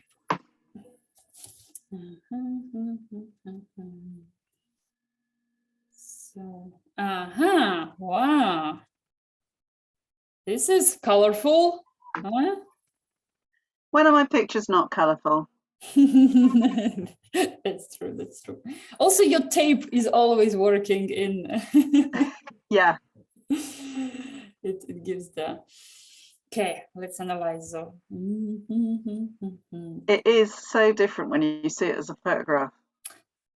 Okay, maybe it's also here the light, it's like I need to maybe like, yeah, because it's but I really love the middle path. And actually, like, you don't have a donkey there. It looks more kind of pure, and really like this texture you did. So here maybe, yeah, like that. Very, very, very cool. I actually used a palette knife. Yes. Good one on that. Totally.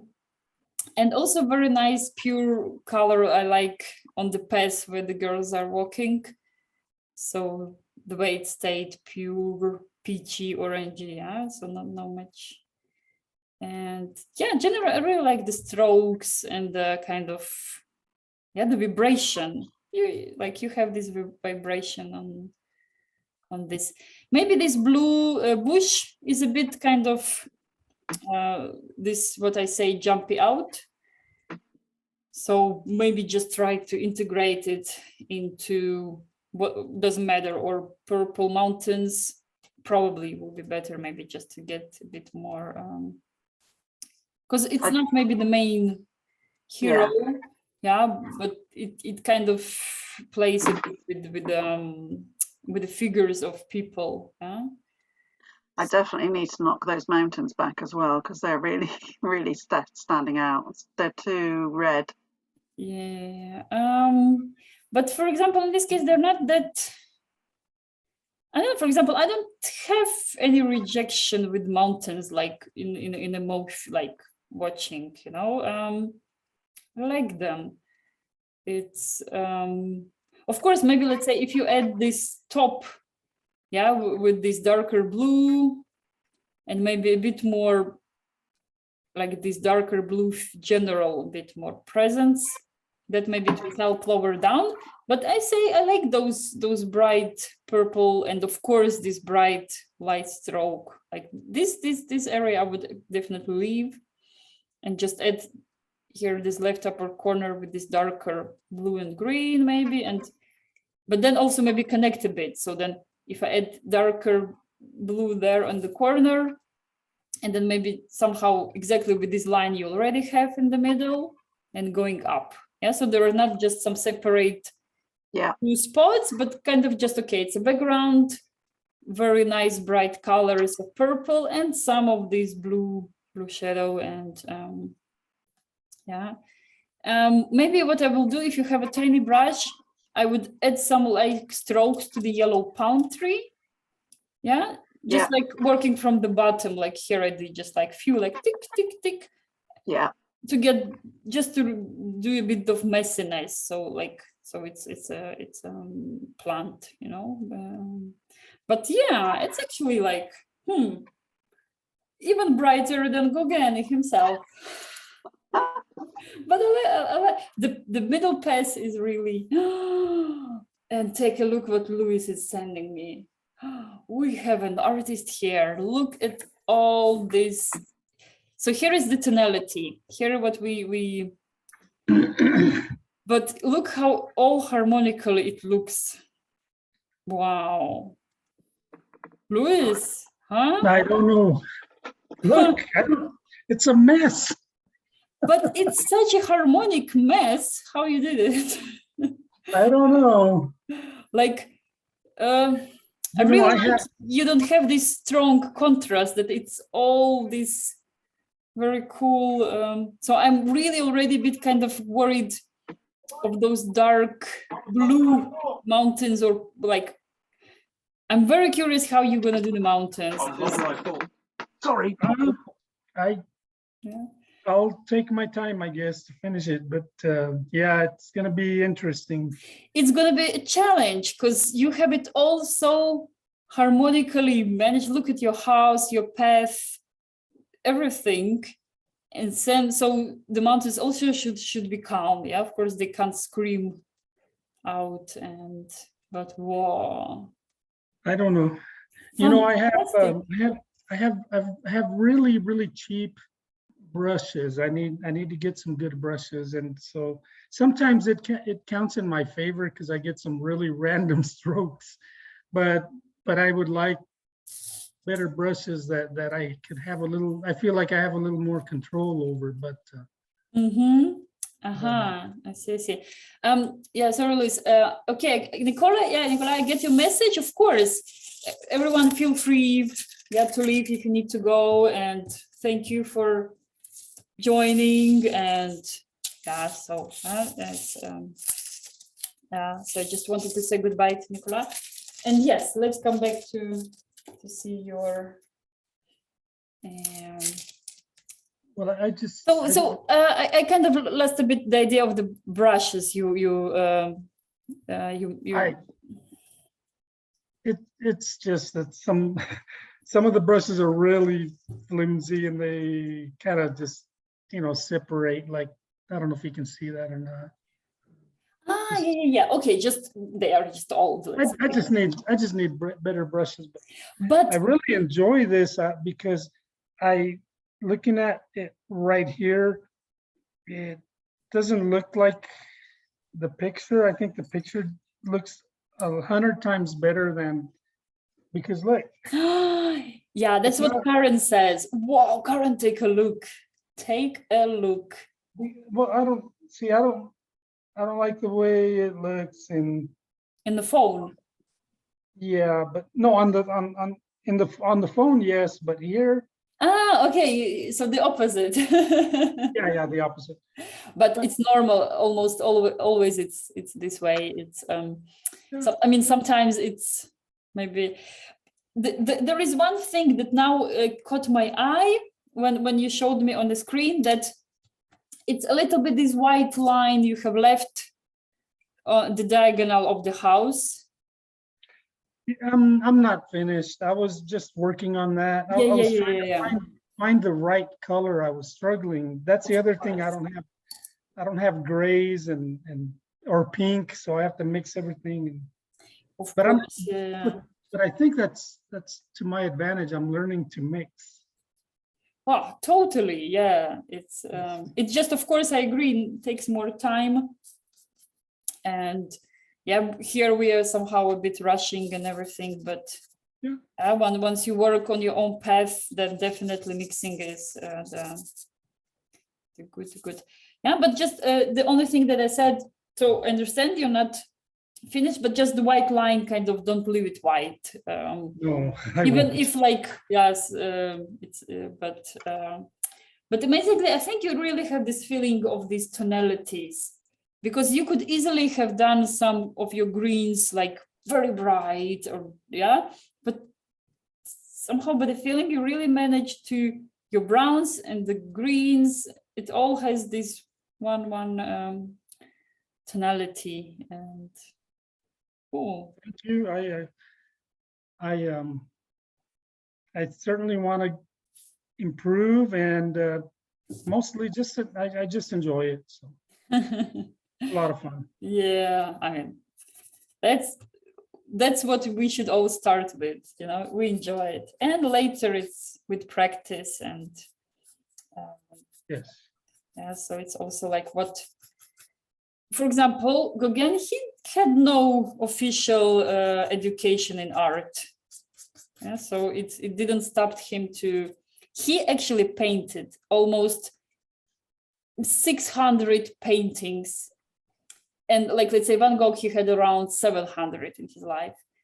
And lots of this painting of Gauguin actually is known that many of them were lost someplace because he was moving and sometimes there was no money. So like he moved away, left the paintings, then the owner say, just throw away or just burn it. And so, and what I want to say, he's still painting a lot, and you see he's this special style that he developed. And so, but it means that just like enjoying to do it, and yeah, that's the main idea. Karen, how you feel yourself about your painting?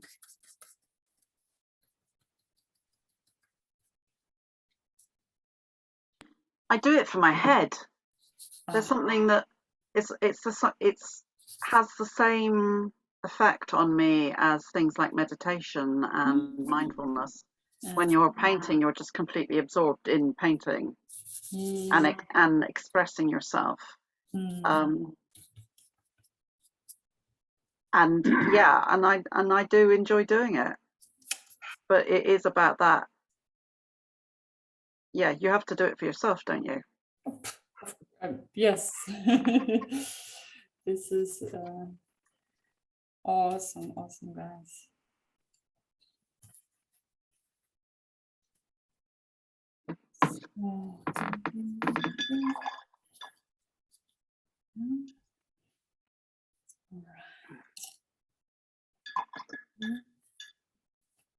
Yeah, so I'd say we can still stick like maybe 5 minutes or more, because I have another little class afterwards. But yeah, very so of course you feel free to once if you finished, send again to the chat, let's say your final version if you want.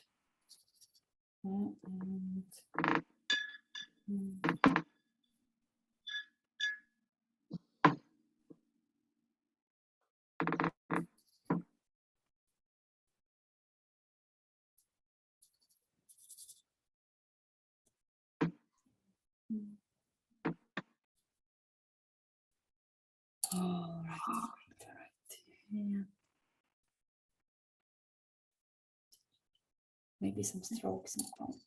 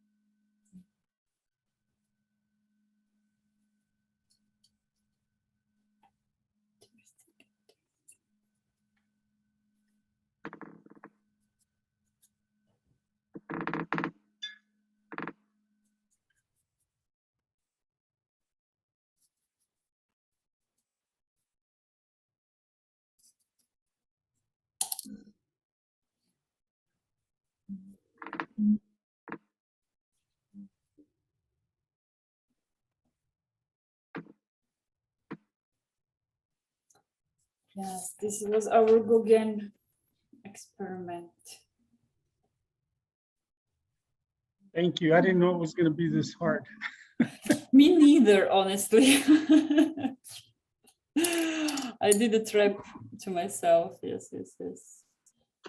And We did pick it ourselves though, so yeah, we should have gone with the flowers now.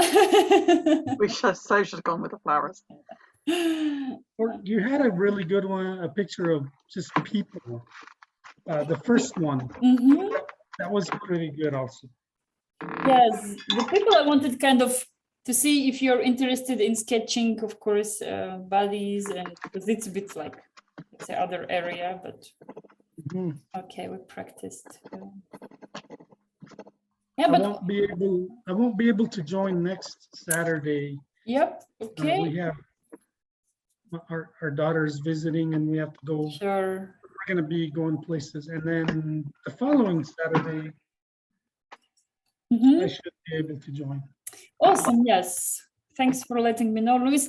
I honestly say I'm also not sure about next Saturday because I also have a visit. So we just chat during the week, see how everyone else, maybe just the last weekends of summer we can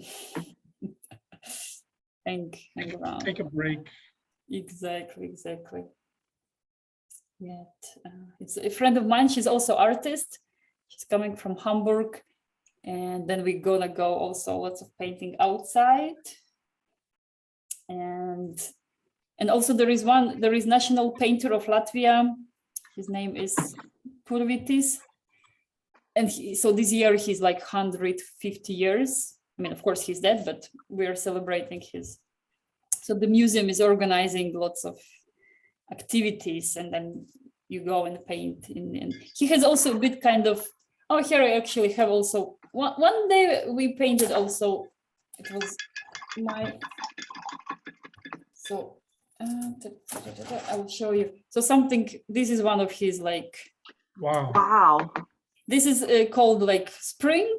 So he painted a lot of Latvian nature, but this one is the brightest. The rest one a bit more grayish, because like, yeah, the spring in Latvia is gray. But yeah, so, and he was like the founder of Academy of Art in Latvia and the National Museum. So kind of, so we're gonna have I'll share with you what we get in the museum, the workshops. That would be good. Mm-hmm. That would be good. You need to share what you do in your workshops. Yeah. All right, guys. Then Yeah, go. we stop for today. You continue or take a break, take a cup of tea, and also, yeah, need to rest a bit down. And then we meet then probably in 2 weeks. 2 weeks. Yeah, I say then. It's That's it's cool. a deal from all the sides. That makes sense. Makes sense. Okay. All right. Bye-bye. Thank you again. That was Thank great. you. Yes, thank you for joining, Louise, Karen. Bye-bye. Bye-bye.